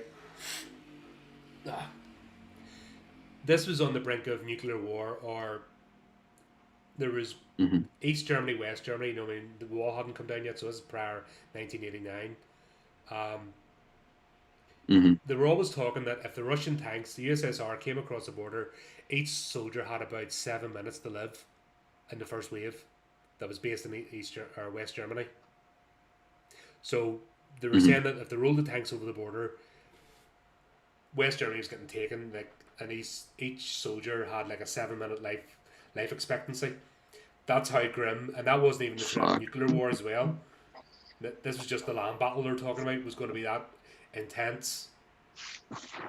So there Hmm. were dark times, and I think they did better with the rain in the background. So they used the rain in the first one, but once again, I think it's just purely down to the sound. I think if if they actually remastered the sound, you would have a completely different movie. But Hmm. using the rain in both of them as the backdrop, miserable, was just brilliant. It worked. Given the Hmm. tone of the movie. I'm trying to think what happened next when the what was the next major sort of event. Well, everything else, I mean, it was just sort of exploring more of the shit that was brought up from the beginning. Because it's two different stories. It's well, I guess three, because you got the psychologist's exploration of why he keeps having patients go missing and discovering the coven and trying to do something about it. There's the story of the witches trying to create a new vessel for one of the three mothers. Well, one of the Yeah, one of she the wasn't one of the three sisters, mothers. but she's so cocky Yeah. that she calls herself a mother. Which the end of the movie that reveal is pretty fucking powerful. And then I forget what her name is in the movie, but Dakota Johnson's exploration into the dance studio and realizing what her place actually is. So it's a great blend of those three stories, but bouncing around in a way that it feels right and it flows Yeah, really the well. next most powerful scene, dinner table. The witches are sitting at the dinner table, and the witch with the glasses, the empath, I forget her name. That's where you know the wrongness, because this she is channeling all of this, and it kind of shows a bit of short sightedness, and we're starting to see the downfall of this coven because of their short sightedness. They should know if these are magic users, and they know that her powers is empathic, and she channels things. They should be listening to her. You know what I mean? She should be like the divining rod that Mm-hmm. gauges what's happening. So if she was picking up Mm-hmm. wrongness, because it's not her internal, she's picking this up external and it's being projected. She's projecting. So if she Mm-hmm. got to the point, and basically what she just stands up, takes a kitchen knife, plunges into her neck about 3 times. So good. Like that was brutal, and that's when I twigged on, because after the first scene and she's crying, and a couple of times throughout it, she is channeling what's happening. That should have been a warning. But these witches are so Mm-hmm. short sighted and power hungry. Well, and I mean, it's even discussed like throughout the film. Like anytime it's just the head witches discussing what's to come, like there is a constant argument of whether they should be doing what they're doing or not, and whether they like even just down to what they're calling the sister, like oh she's not a mother, we shouldn't call her a mother. No, that's Mm-hmm. what she wants to be called. Like they just there's no No, there's agreeing a with any of conflict and them. strife. They're just a desperation involved with them. And I think it's impatience, because I don't want to skip ahead too much in the story, but you can guess that it's not a desperation that something's going to end if they don't do it. It's an impatience, and I want it now. And Tilda Swinton's character is like, Hmm. no, we have to wait. Something went wrong the first time. We can't make that mistake again. She's more of a scientist than a scientific witch. Is that a thing? It There is we now. go. But she's like, hold on, this didn't work the first time. We need to figure out what went wrong, fix it before we try again. And they're not bothered. Hmm. They're not bothered about the girls. Let's make this clear. They're not empathic. The girls are just vessels and tools. I mean, these are not nice people. None of them are. There's no good witches in this. This is an evil fucking. Don't give a shit about you, Coven. If you're not one of us, you're just meat. You know what I mean? Hmm. Yeah, and they're so nonchalant about it. Like that one, like we were talking about the jumping scene earlier. Um, she's not jumping the way that she needs to, so the one that's the expert jumper, um, Tilda just takes her powers. She ends up having a seizure and shit. Now the shit Yeah. actor can finally jump. That was Yeah, they do what they need to do to achieve their goals. yeah. They're just they don't care. Uh, who dies lives in pain. Mm. Next kind of scene is when Frank, what do you call it? The girl discovers the other the missing girls. She goes into the corridors.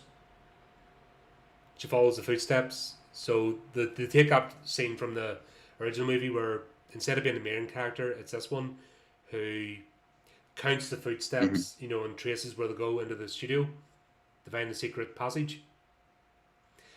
That was Hmm. horrific. That whole layout and these Hmm. twisted bodies, and uh, Yeah, that was that was pure brilliant. horror. I love that. And she's trying to help Hmm. her friend, even though she's mangled, and she's, what I mean. So we last saw her curled up in that ball, Olga, and then they've straightened her out and left her on a bench, and she's a servant now or something. Hmm. You know what I mean? It's fucking brutal. Yeah. Like, you don't piss these witches off. That's basically the message here. Like, you don't even get to just die. They will Hmm. just ruin you.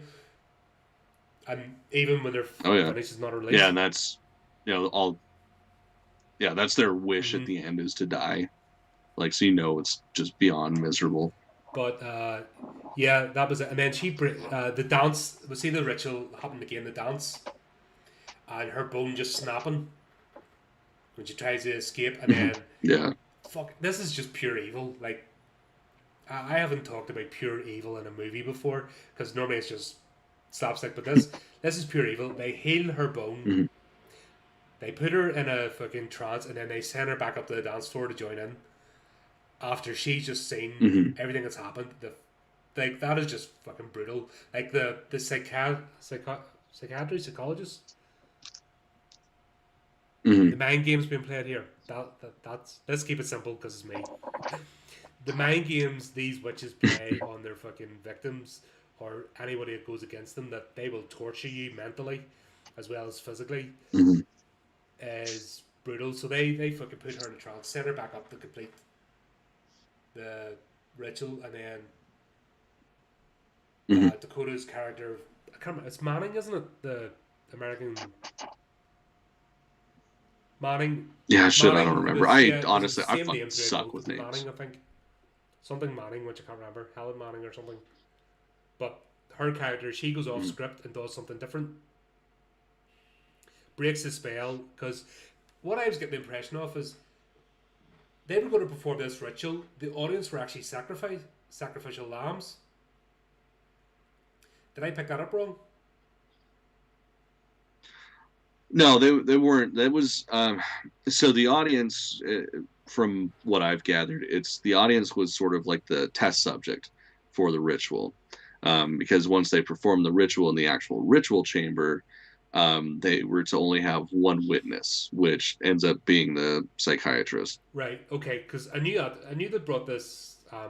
The audience was in not for good intention, and it wasn't for funding. Because I was thinking, because it was such a small group, and it wasn't high society. So these were just ordinary people. Like, even though a psychiatrist, but 1980s or late 70s. Sorry, this started in 77. So late 70s, like people were not rich. Like, this is still throwbacks after the Second World War, and there's so many references to it.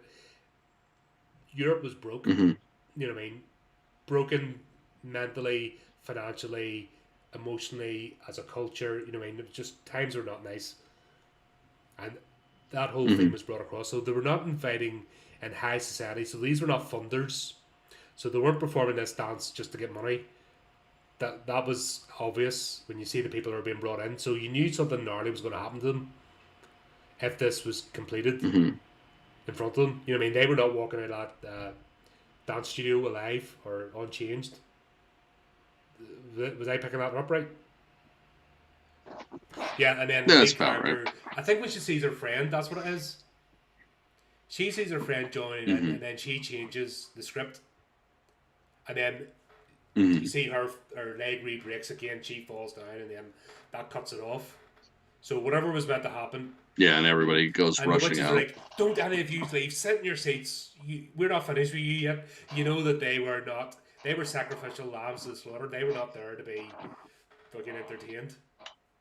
Do you know what I mean? And that was obvious. Yeah, I can see that. And then we get up to the last scene. Is that what we start working towards after that? Yeah.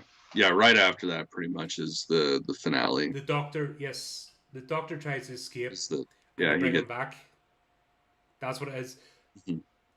Well, and they bring him back in the most gut-wrenching way. Like, the whole thing is he missed his wife.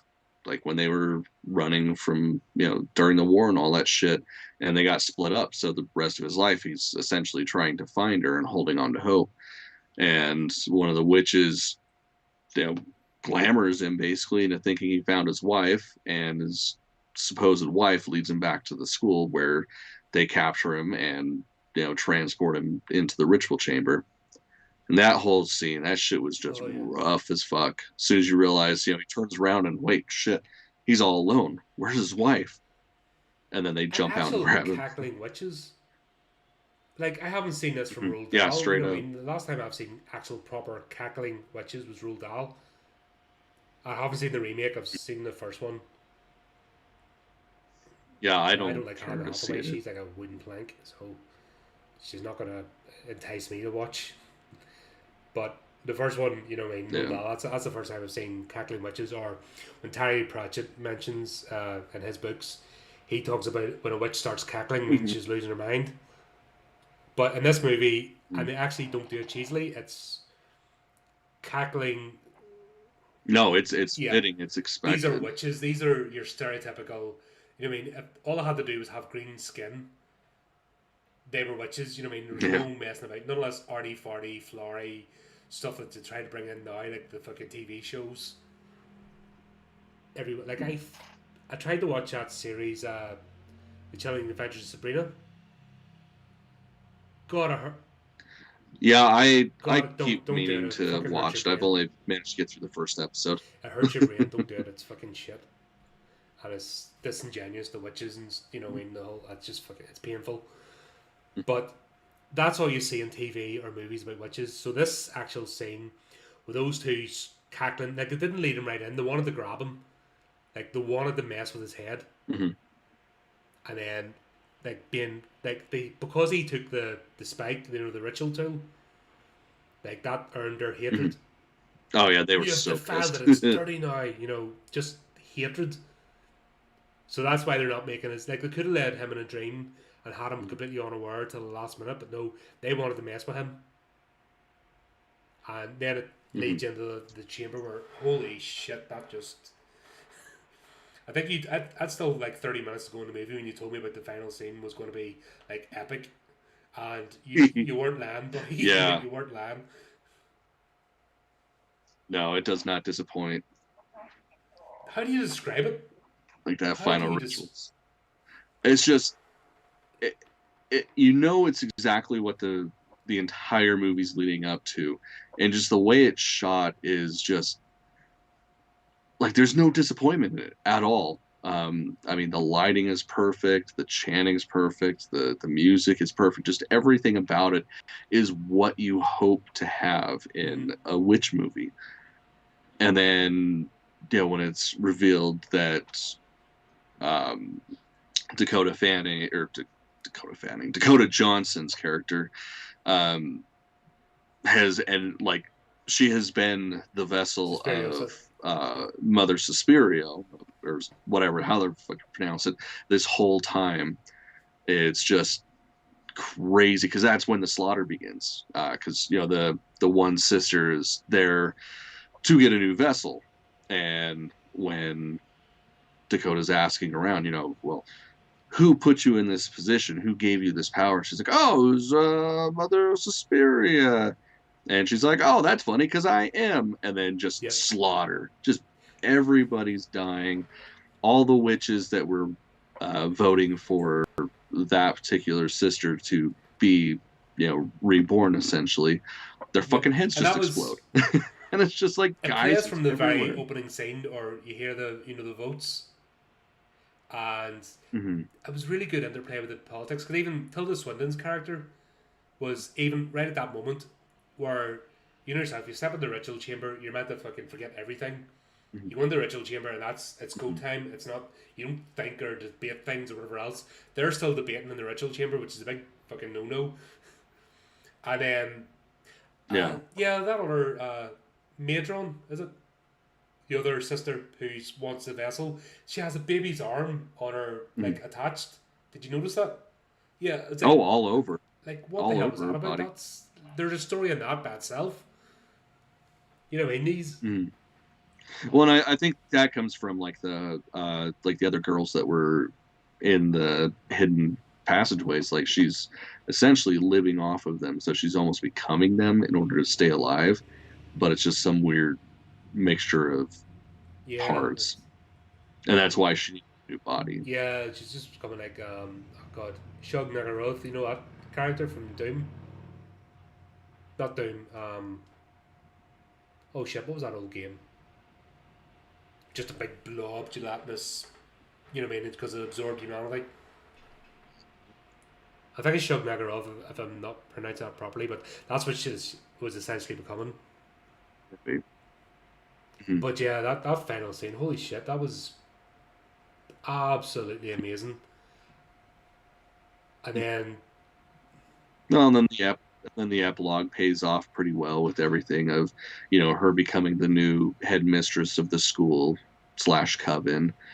And then because the psychologist was her witness, she ends up erasing his memory, but she's also granting him mercy by erasing his memory of his wife as well, so that he can move on with his yeah, final because years. that was a heartbreaking story as well. The whole, and it just brings back because, like I said, I don't think you understand so much in America, but in Europe and Great Britain, the war tore everything apart. That's why there's so much like Hmm. mental anguish still and cultural anguish because everyone's terrified of it happening Hmm. ever again. And even in Yeah. this day, there's still brothers and sisters and husbands and wives finding out about each other. You know what I mean? Hmm. Yeah, and of course we didn't experience that shit over No, because here this was ground zero. necessarily, because I mean, fuck, the '80s was a decade of decadence in America. Everything was just excess and prosperity, while the rest of the world's fucking like ravaged and Trying to destroyed. find itself. I don't want to say spiritually. Yeah. That's a horrible word, but they're trying to find a moral compass again because that's Hmm. every family at some point was affected by this. And that's Hmm. it is played out so well in this movie. Without beating you over the head with it, that things were Hmm. just horrible, and these witches were thriving in this environment. But yeah, all in all, I was blown away. This is the first time in a long time I've actually been blown away by a movie. Like, holy shit. Yeah, no, it's a good one. Like, honestly, I can't believe I didn't see it or I didn't check out when it was released, even out of curiosity, because I watch all sorts of shit. But actually, this is a good thing about this Mhm. podcast. It's actually giving me reasons to have to go and force myself to make a point of every month watching certain movies. Because I get wrapped up in my own Hmm. projects and stuff, and I forget to actually step back and entertain myself sometimes. Yeah, yeah. So all in all, fuck it. If you have not seen this movie, you need to check it out. It is just Hmm. worth it. Well, and especially if you have an Amazon Prime membership, like it's free. There's no reason not to watch it. Absolutely, it's there for you. So get on. You can watch both. That's that's what annoys me about Netflix is they never put the original and the remake together, or the way they do. They don't do Hmm. full anthologies. They're very haphazard in the way they put out Hmm. classic shows from the 80s. And that's where I'm a bit disappointed with Shutter as well, because I thought Shutter would I would have all the classics, but obviously because it's studios and contracts and etc., they don't have the range of the old stuff I thought they would have. So it's Hmm. difficult. It's kind of navigating your way through all these streaming services to find the right mix to get what you want. And Hmm. uh, but yeah, Amazon's turned out to be a winner this time. It's a like their general stuff I'm not interested in, or their TV shows, but this has turned out to be worth the subscription, I have to say. Well, I Hmm. suppose we shall look back in time now and go into the horrific vault.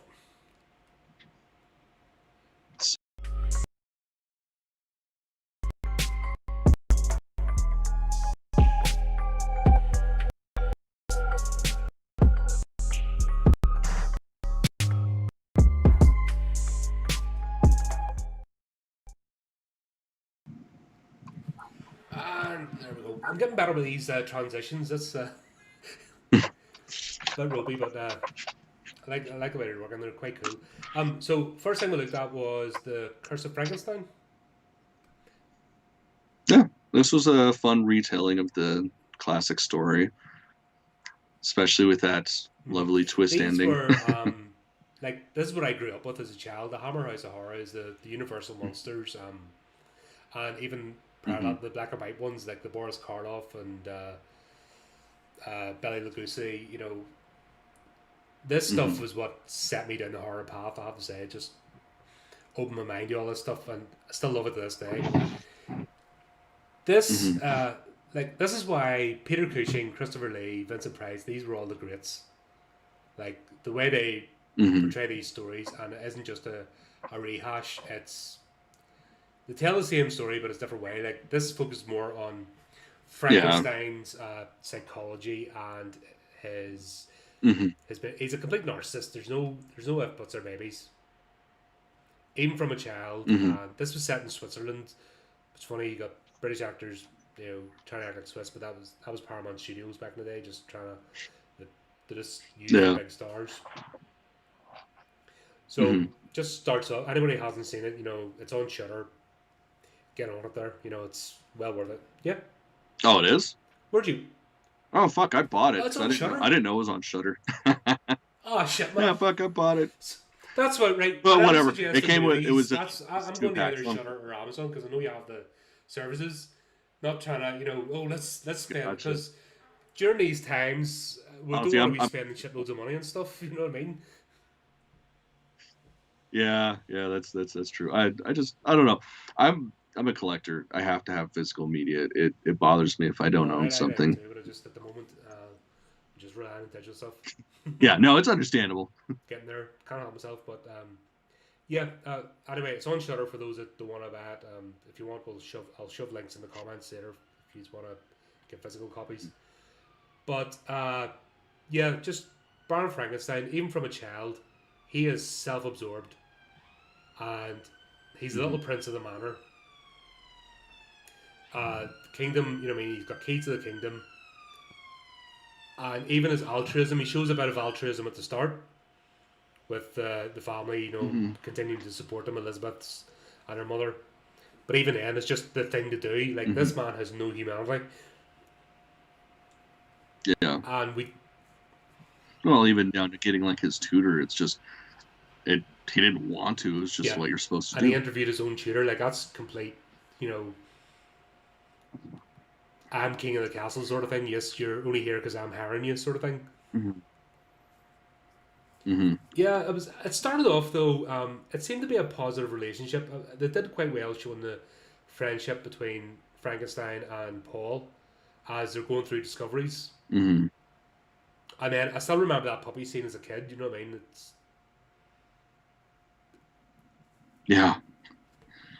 That it doesn't hold up too well, but I mean there's definitely enough suspension of disbelief, like because of the rest of the film, that when it does transition into the real puppy, it's like, oh, okay, whatever, I believe it. And that's for back in the time that was this was 1957. You have to remember. So like even like special effects weren't a thing. I remember my granddad was telling me that like when they rolled somebody down a hill, they threw a bucket of paint after them. That's how they got the effect. It was that base. Nice. Do you know what I mean? At times you could actually see. He said he remembered in the cinema, you could see the bucket of paint rolling down with them. You know what I mean? That's how like basic their ability was back in the 50s, 30s. When they were making movies. So it wasn't until the 80s that things came like really exploded in terms of special effects. But still, the story was that well told that because you can still enjoy it. It's not like you're watching this movie going, it's an old movie. Well, I think that kind of lends to who they have as the actors, because I mean, Peter Cushing. I mean, that's a theater actor. Like he's an actual thespian, and I mean, he always played shit for the back row. And I mean, that's kind of what it felt like, but not in a cheesy way, but just everything was so over the top that it just everything felt like it worked. And we see that it was interesting actually when he's having the affair with the maid that they brought that in, because that was never something you associated with Frankenstein. You always saw him as the mad scientist, just completely driven by his work, but this guy was, he enjoyed life. He enjoyed the best thing. He probably took drugs and stuff as well, and went to you kind of see a side of him which you never did before. But people were still tools to be used for his enjoyment, and he had actually less humanity than the monster he created, which came across quite well. And I think Paul's friendship with him was their academical stuff. That's why they became friends. Just purely, when you have a friend with somebody and it's just through Mm-hmm. one avenue, and that's the only reason. Say you Mm-hmm. have a hobby or an interest together, and that's really the only basis of your friendship. I think that's what was being played Mm-hmm. across here Oh yeah. very well. But I laughed when the whole kissing cousins joke when Elizabeth's being brought Mm-hmm. into the manor to marry Frankenstein because it was the thing to do, and Yeah. Paul is like, "I want some of this." He becomes the fucking. It's just so obvious that he's wanting her, and Mm-hmm. you actually see a bit of his personality. He's prepared to debase himself, so he's prepared Mm-hmm. to basically be supplicant to Frankenstein, because through Frankenstein he gets to live in the manor, wear the nice clothes. Mm-hmm. So Paul isn't a good person either. I don't know if you picked up on that. Oh yeah, no, he's a piece of shit with his own Where self-interest, he definitely. tries to be the moral guideline when Frankenstein's going too far, but he was with him right up until that point. Mm-hmm. Do you know what I mean? So Mm-hmm. Well, no, he never never left left either, until too. like towards the very end. Yeah, Like right that at was the only end of the briefly. fucking movie. So this guy, these are Mm-hmm. not nice people, and I think the movie does really Yeah. well portraying that. It's a character-driven movie, if that makes sense. Oh This yeah, isn't a definitely. horror special effects. This is a character-driven movie, and it's more about. And this is what I'm talking about: subtle messages that aren't beating you over the head. This is about the state of humanity and narcissism, and you're so self-absorbed that if you don't check yourself or have an external source check it, you go to ruin. So this was an interesting journey. Fuck it. Once again, Christopher Lee. What can I say about that man? Like, he is not a Hollywood star in the sense of if he's in a movie, he has to be the lead actor or he has to be in charge of every Mm-hmm. scene. Was Yeah, we get him pretty sparingly, but when we do get him, like he's a great iteration of that Yep, monster. and the patheticness, like he did it in the Mummy as well. Like he outacts everybody in the room, dressed in bandages, not speaking. Mm-hmm. Here he doesn't even speak, and he's being treated like a dog, even worse than a dog. Mm-hmm. And that whole scene where he's saying, "Come here," and he's putting food in like a dog dish for him, and that whole Mm-hmm. scene, he outacts everybody in the freaking room with that. The Oh basing yeah. himself in front of the other characters as as a creature. That's the sign of a great actor, and he's sorely missed because he is who we need in Hollywood today. Mm-hmm. I don't think I'll ever see the likes of these guys again. No, fuck no. I mean, that dude was just a god among men. I mean, one of the last things he did was he put out a fucking metal album on His his birthday 90th before he fucking died birthday. because he's like, why not? Yeah. Yeah, 91st birthday, he puts out a fucking metal album. Not even his first either. That's the thing. And it's just like, of course he would. Yeah. Why the fuck not? I know we're going off in tangents here, but this is such a brilliant episode in terms of the shit we decided to watch because holy shit, but the last time when he disappeared from the screen for a while, the next time I saw him was Sleepy Hollow.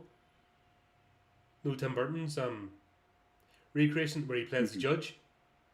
And I went to the cinema to see it, and I'm like, holy shit, it's Christopher Lee. Holy shit, he's still scary. Holy shit, I didn't care about the rest of the movie. Just Christopher Lee appearing on screen again, and I'm just like, holy shit, holy shit, holy shit.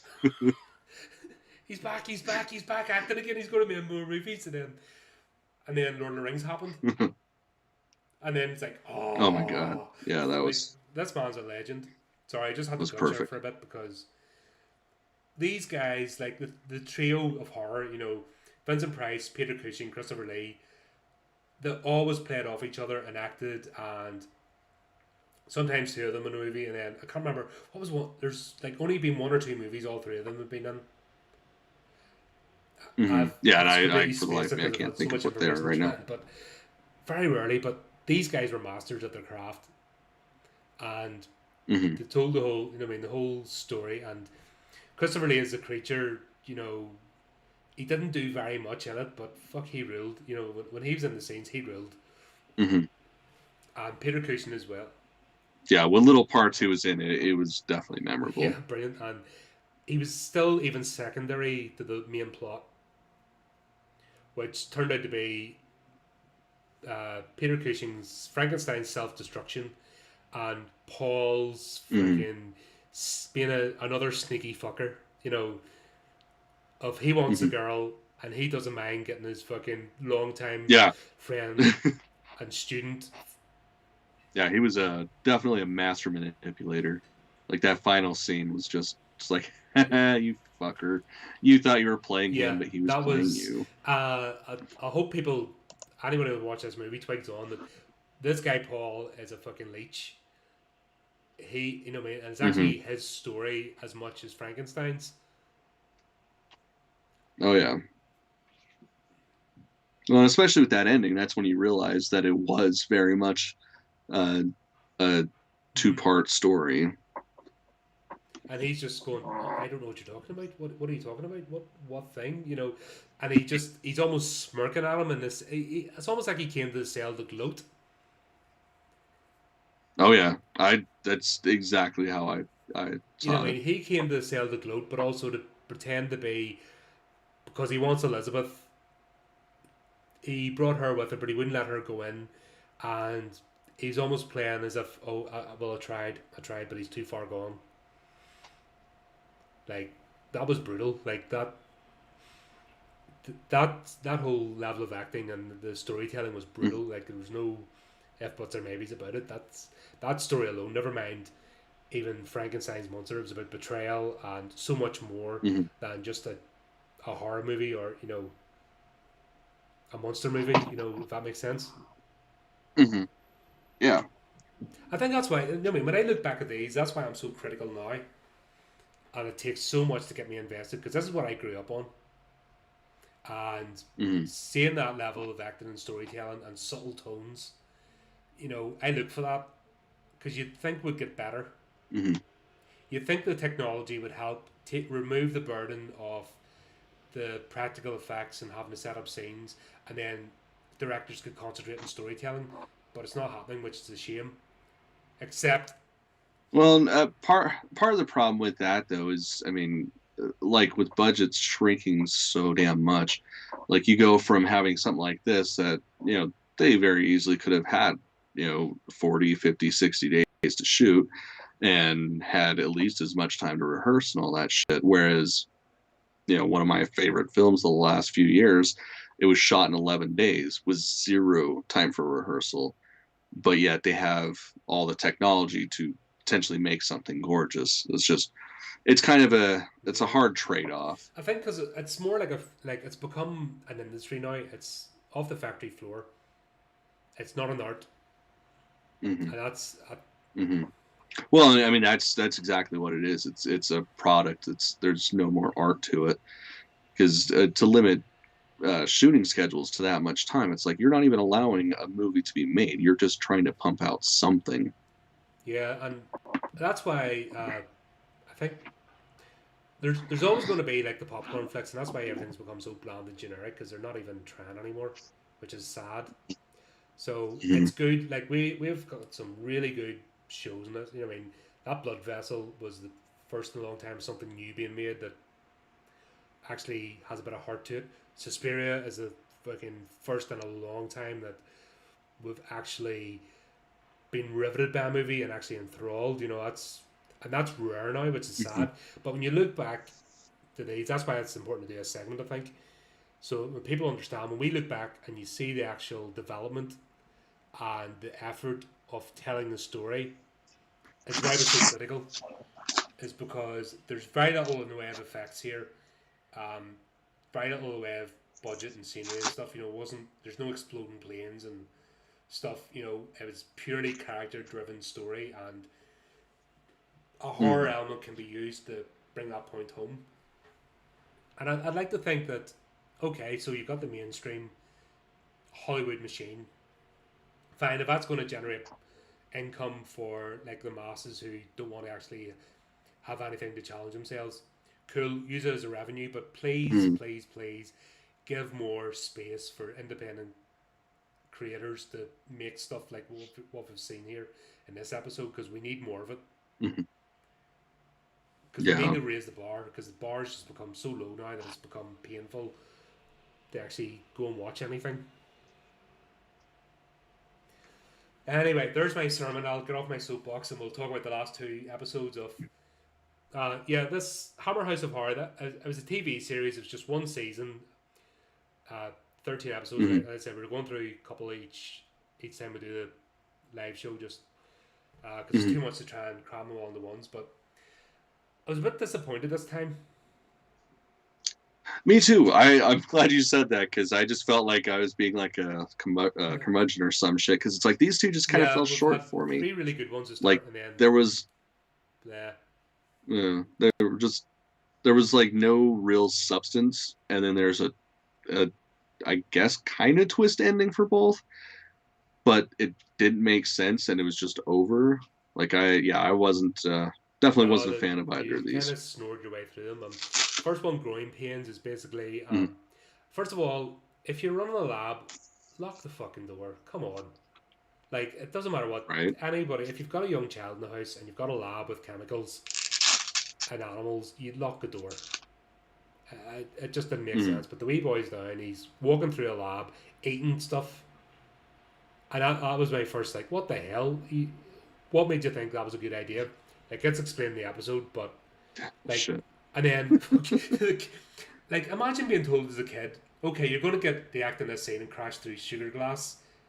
Like, that must have been awesome for that kid. Like, yay!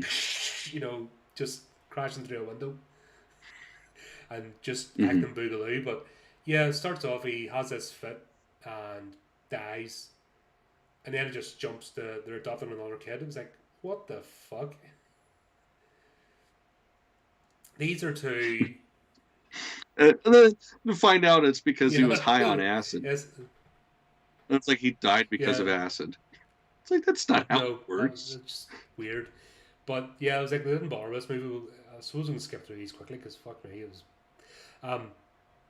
Kid dies, and then next thing you know, they're adopting a new one a few years later. I didn't really give a time scale, but it wasn't that long after William dies.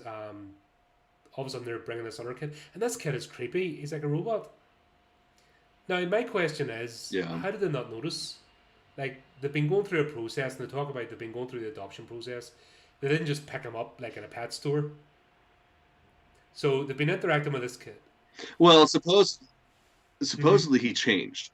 Like, that was the thing, was it was like the last couple of days before they came to pick him up to actually take him home. The staff was saying they had noticed a change in his behavior. Yeah, it was because he just acted like a robot, and I was like, why would you adopt a kid? If this is the way a kid's been acting, why would you adopt him? Like, if there's no rapport, and he's been to your house, and if that's the way he's been going on. But yeah, I suppose a sudden change. Like I said, this one's just badly written and terrible. It just goes past the graveyard, this, you know, the car even heading back. But why would you adopt a kid? These 2 are busy professionals who have lost a child, and they've obviously no time or patience for a new one. Like, that bit doesn't make sense. Just, you know, why would you even do it? Well, the thing that I'm still confused on is, was he a ghost? Was he a zombie? Like, what the fuck was he? And was the kid, like, did he have telekinetic powers? Like, just so much of it didn't make sense. I think he was like, none of it lined up. By the spirit of their son. Yeah, but then how does the fucking... I don't know. I was just confused by a lot of it. Like I said, it was a really badly written episode. But once again, we're not sitting here with rose-tinted glasses going, everything in the past was brilliant, you know, in the 70s, 80s. This was just a terrible episode. You didn't have any empathy for any of the characters, so yeah, it was kind of... And then even when he was supposed to be... I know it was a low-budget movie or TV show, and they didn't want loads of characters, but he's presenting as... The whole point is the father, the scientist, is trying to solve world hunger with a supplement that he's grown from a particularly rare plant, and he's presenting his findings to supposedly the World Health Organization or something, you know, some organization. And then he invites the 2 over to the house, and they act like complete dicks. And it's like... Yeah. It's like, well, fuck you for creating this thing when you get to eat beef for dinner. It's like, But that's the whole point. Is he's trying to create something to take care of people that until don't they can have get that things sorted option. out. Like this whole, Yeah. you know, and it's so representative to today's society. Everyone expects things to be fixed at a click of a switch, and don't even look at the nuances of problems, Mm-hmm. and that there's layered problems, and there's not one fucking ready go solution that fixes everything. So this is this guy's life work, and we'll find out, even to the detriment of his own family, he's dedicated himself to this. And then these two, well, it was Noengi, the African guy, just pisses all over his parade as if he's the worst fucking person on the Mm-hmm. planet. And this guy's well dressed. No, Yeah. these two are well dressed, well fed, fucking rich people. It's not like they're two peasants Mm-hmm. come to the house, so it's very hypocritical. It's kind of, Yeah, like I said, you've definitely. no empathy for any of these characters. And I remember watching this the first time and didn't get it. I think it switched off when I was a kid, or just didn't get the whole plot. But I remember the dog scene, and fuck, seems to be a thing with killing pets in these two episodes, which is a bit shit.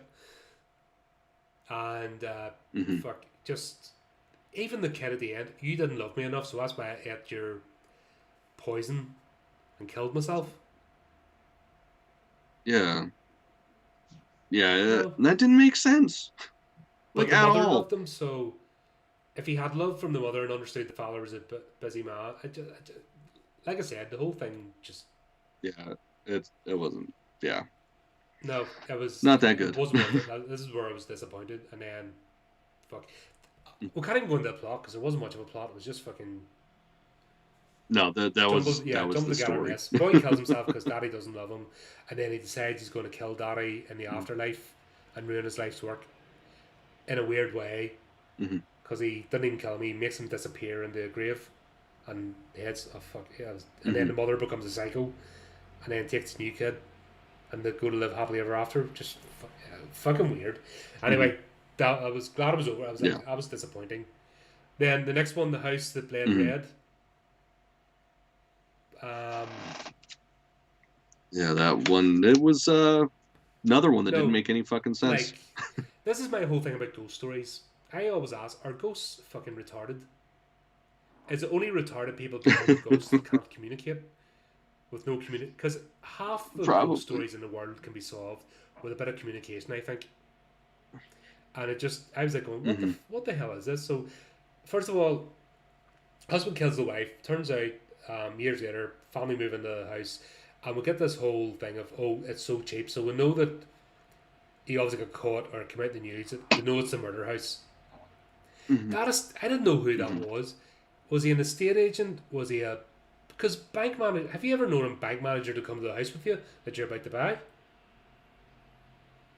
Yeah, no, and to stick Yeah, around as long as he did too. Like we kept seeing him in this show. Like I was very unclear as to yeah. what There the was something fuck he creepy about was. him anyway, but still, it didn't make sense. Mm-hmm. But this isn't normal. You know what I mean? You know it's not a normal family because he tries to get Jiggy on, and she like, no, Mm-hmm. you promised her, as if it was something deeper going on, but it wasn't. Then shit starts happening in the Mm-hmm. house, and it just gets dumb. They tell him about the story. You know, the neighbors tell him about the story, and that's why. Mm-hmm. And then the spirit, but he was caught. Her body was removed, so she's not attached to the house. And he was brought to justice, so there's no reason for her to haunt the house because of Mm-hmm. justice or her body not being found. There was no reason for the hauntings. It was funny Mm-hmm. though. I have to say though, the whole kinky staring out the window looking at her baby sort of thing was funny. He's like, Yeah, come on, that was we pretty fucking need to see funny. this, and then he's getting riled up and she's getting riled up, watching neighbors, like the whole voyeurism, fucking, and then Yeah. I was expecting this to be like a fucking swingers club or something. The way they were laying it, and then this Mm-hmm. guy, I thought he was having a gay affair with the estate agent when he met him in the bar. Like it was just fucking, Mm-hmm. I don't know where this was going. Yeah, I don't Yeah, think I they think did they either. must have just been like, fuck it, let's just throw some tits in and fucking do this, and throw this creepy guy Yeah. in and just fucking We have some weapons, we have some actors, and we have a set. Let's yeah. just throw it together and see what happens. Even back at cookeries are expensive. They're the traditional knife used by Nepalese Gurkha soldiers. You don't just have them hanging on the wall. Mm-hmm. They're antiques. Like you don't have them hanging on the wall and sharpen them for use. They're hard to get. And you know outside of Nepal. So it was weird to have those, but anyway, probably just because they were scary looking knives. Like they're Yeah, they're that's my ceremonial guess. daggers of the Gurkha regiment. You know what I mean? You don't just get those willy nilly laying around. It was just a strange choice. Hmm. But yeah, I'm trying to think of good things to say about this episode. Yeah, It ended it eventually, so was that was pretty the good. funny bit with the family watching them and getting off was funny. Yeah, that was The pretty good. That was about the, the the best kids' chuckle I birthday got. party. Yeah, it was done badly, Yeah, but at the same that time, was if a they thing. tried that with kid actors today, they'd all be in therapy. Do you know what I mean? So they had the kid, Hmm. like real kids, not fucking teenagers trying to pretend to be 10 years old, but they're actual kids, and then they fucking spread them with blood. So that was Yeah, that hilarious. shit But was you couldn't do hilarious. that today. The fucking all the kids would be traumatized if that happened. To, even in acting, they'd be they'd all Hmm. be like suing the company for doing it to them. So that's something, I suppose. Then it turns out that it was a scam. That there were basically plants to for this guy to write a book, which so Hmm. they wanted to get. I suppose it makes sense in the times of you'd only three channels. If something was newsworthy, it was newsworthy. It wasn't as if today where you know everything's on display and it takes a lot for something to go viral. So maybe that's part of it. But this is all a setup to make it look scary. To basically this guy Hmm. to write a book about it and sell it. Shit, fucking premise to be honest. Yeah, it was Yeah, it was definitely like lacking. what the hell, and then I suppose the twist of the good bit, if you want to call it that, was this guy killed the cat because of course that's another one where a pet dies as if it's being traumatized. So he Hmm. killed the cat to traumatize the young girl to sell a book. Hmm. Yeah, fuck that guy. You know what I mean? Yeah, pretty much. And I that's such a fucking lazy ass device to use in anything really, is rape and animal harm. Like you don't have to do that to prove that somebody's a bad guy. Like they can We've just just be a bad seen guy we've just and seen we'll how buy many it. examples in this episode alone of movies where we've got bad guys who don't do that shit. Hmm. You know what I Yeah, mean? And yeah, it's not yeah, necessary. it's one of the things I always hate when they bring the family pet. You know the family pet's going to die. It's just fucking crap. Hmm. I hate it. Yeah, but good payoff at the end. I think that villa that was a Spanish villa, so they said they moved to California, but nah, it was a Spanish villa, so probably because of shooting, he's done the UK, so probably it was either south of France or Spain. They shot that scene in, Hmm. but they said it was California. But then the wee girl discovers that he deliberately killed the cat to make a book. So that was kind of the ending that she comes in with one of the knives to kill him. But once Hmm. again, it was just oh god, it was just a letdown. Hmm. But yeah, not too. Shame to finish is showing a bit of a downer in terms of what I mean because we had so much excellent material, but I suppose there must be balance in the force. Yeah, kind of how Yeah, I because I these look were at it. just two bad episodes. But that's a good thing about being episodal though, because hopefully the next ones will be better and we'll pick it up again Hmm. because it's not a series, so we'll see how it goes. Hmm. Well, hope you enjoyed it. We went on for a while here. This has actually been a really good one, in depth. So I suppose last thing to do is let's see who we had is to thank our authors for this month of November with some Hmm. good stories. Scroll down to the bottom. Sorry. Ah, shit, just lost it. Scroll too much. There we go. So this month's authors, check out the episodes with Tiffany Linfield, Stephen Bruce, and J.T. Morse. And there's another story by some idiot, but we'll not talk about him. He's crap. Yeah, fucking Yeah, fuck yeah, that just guy. self promoting. You know what I mean? Why would you do that in the podcast? Disgraceful. But yeah, check those authors out. Make sure you like and subscribe. follow the guys' platforms as well. Give the whole point is to try and bring back better creativity again into the stratosphere, even if it's low level. So be it. But let's try and get independent creators, because we've seen how lazy and shit the mainstream media is, and they're just not even trying anymore. So apart from the odd rare gem, which we will try and find and talk about, and of course if you have any suggestions, things we should check out, dump them in the comments and we'll absolutely on it. But thanks for sticking with us. I hope you enjoyed the episode, and until next time, keep it creepy, keep it horrorific. Keep it horrorific.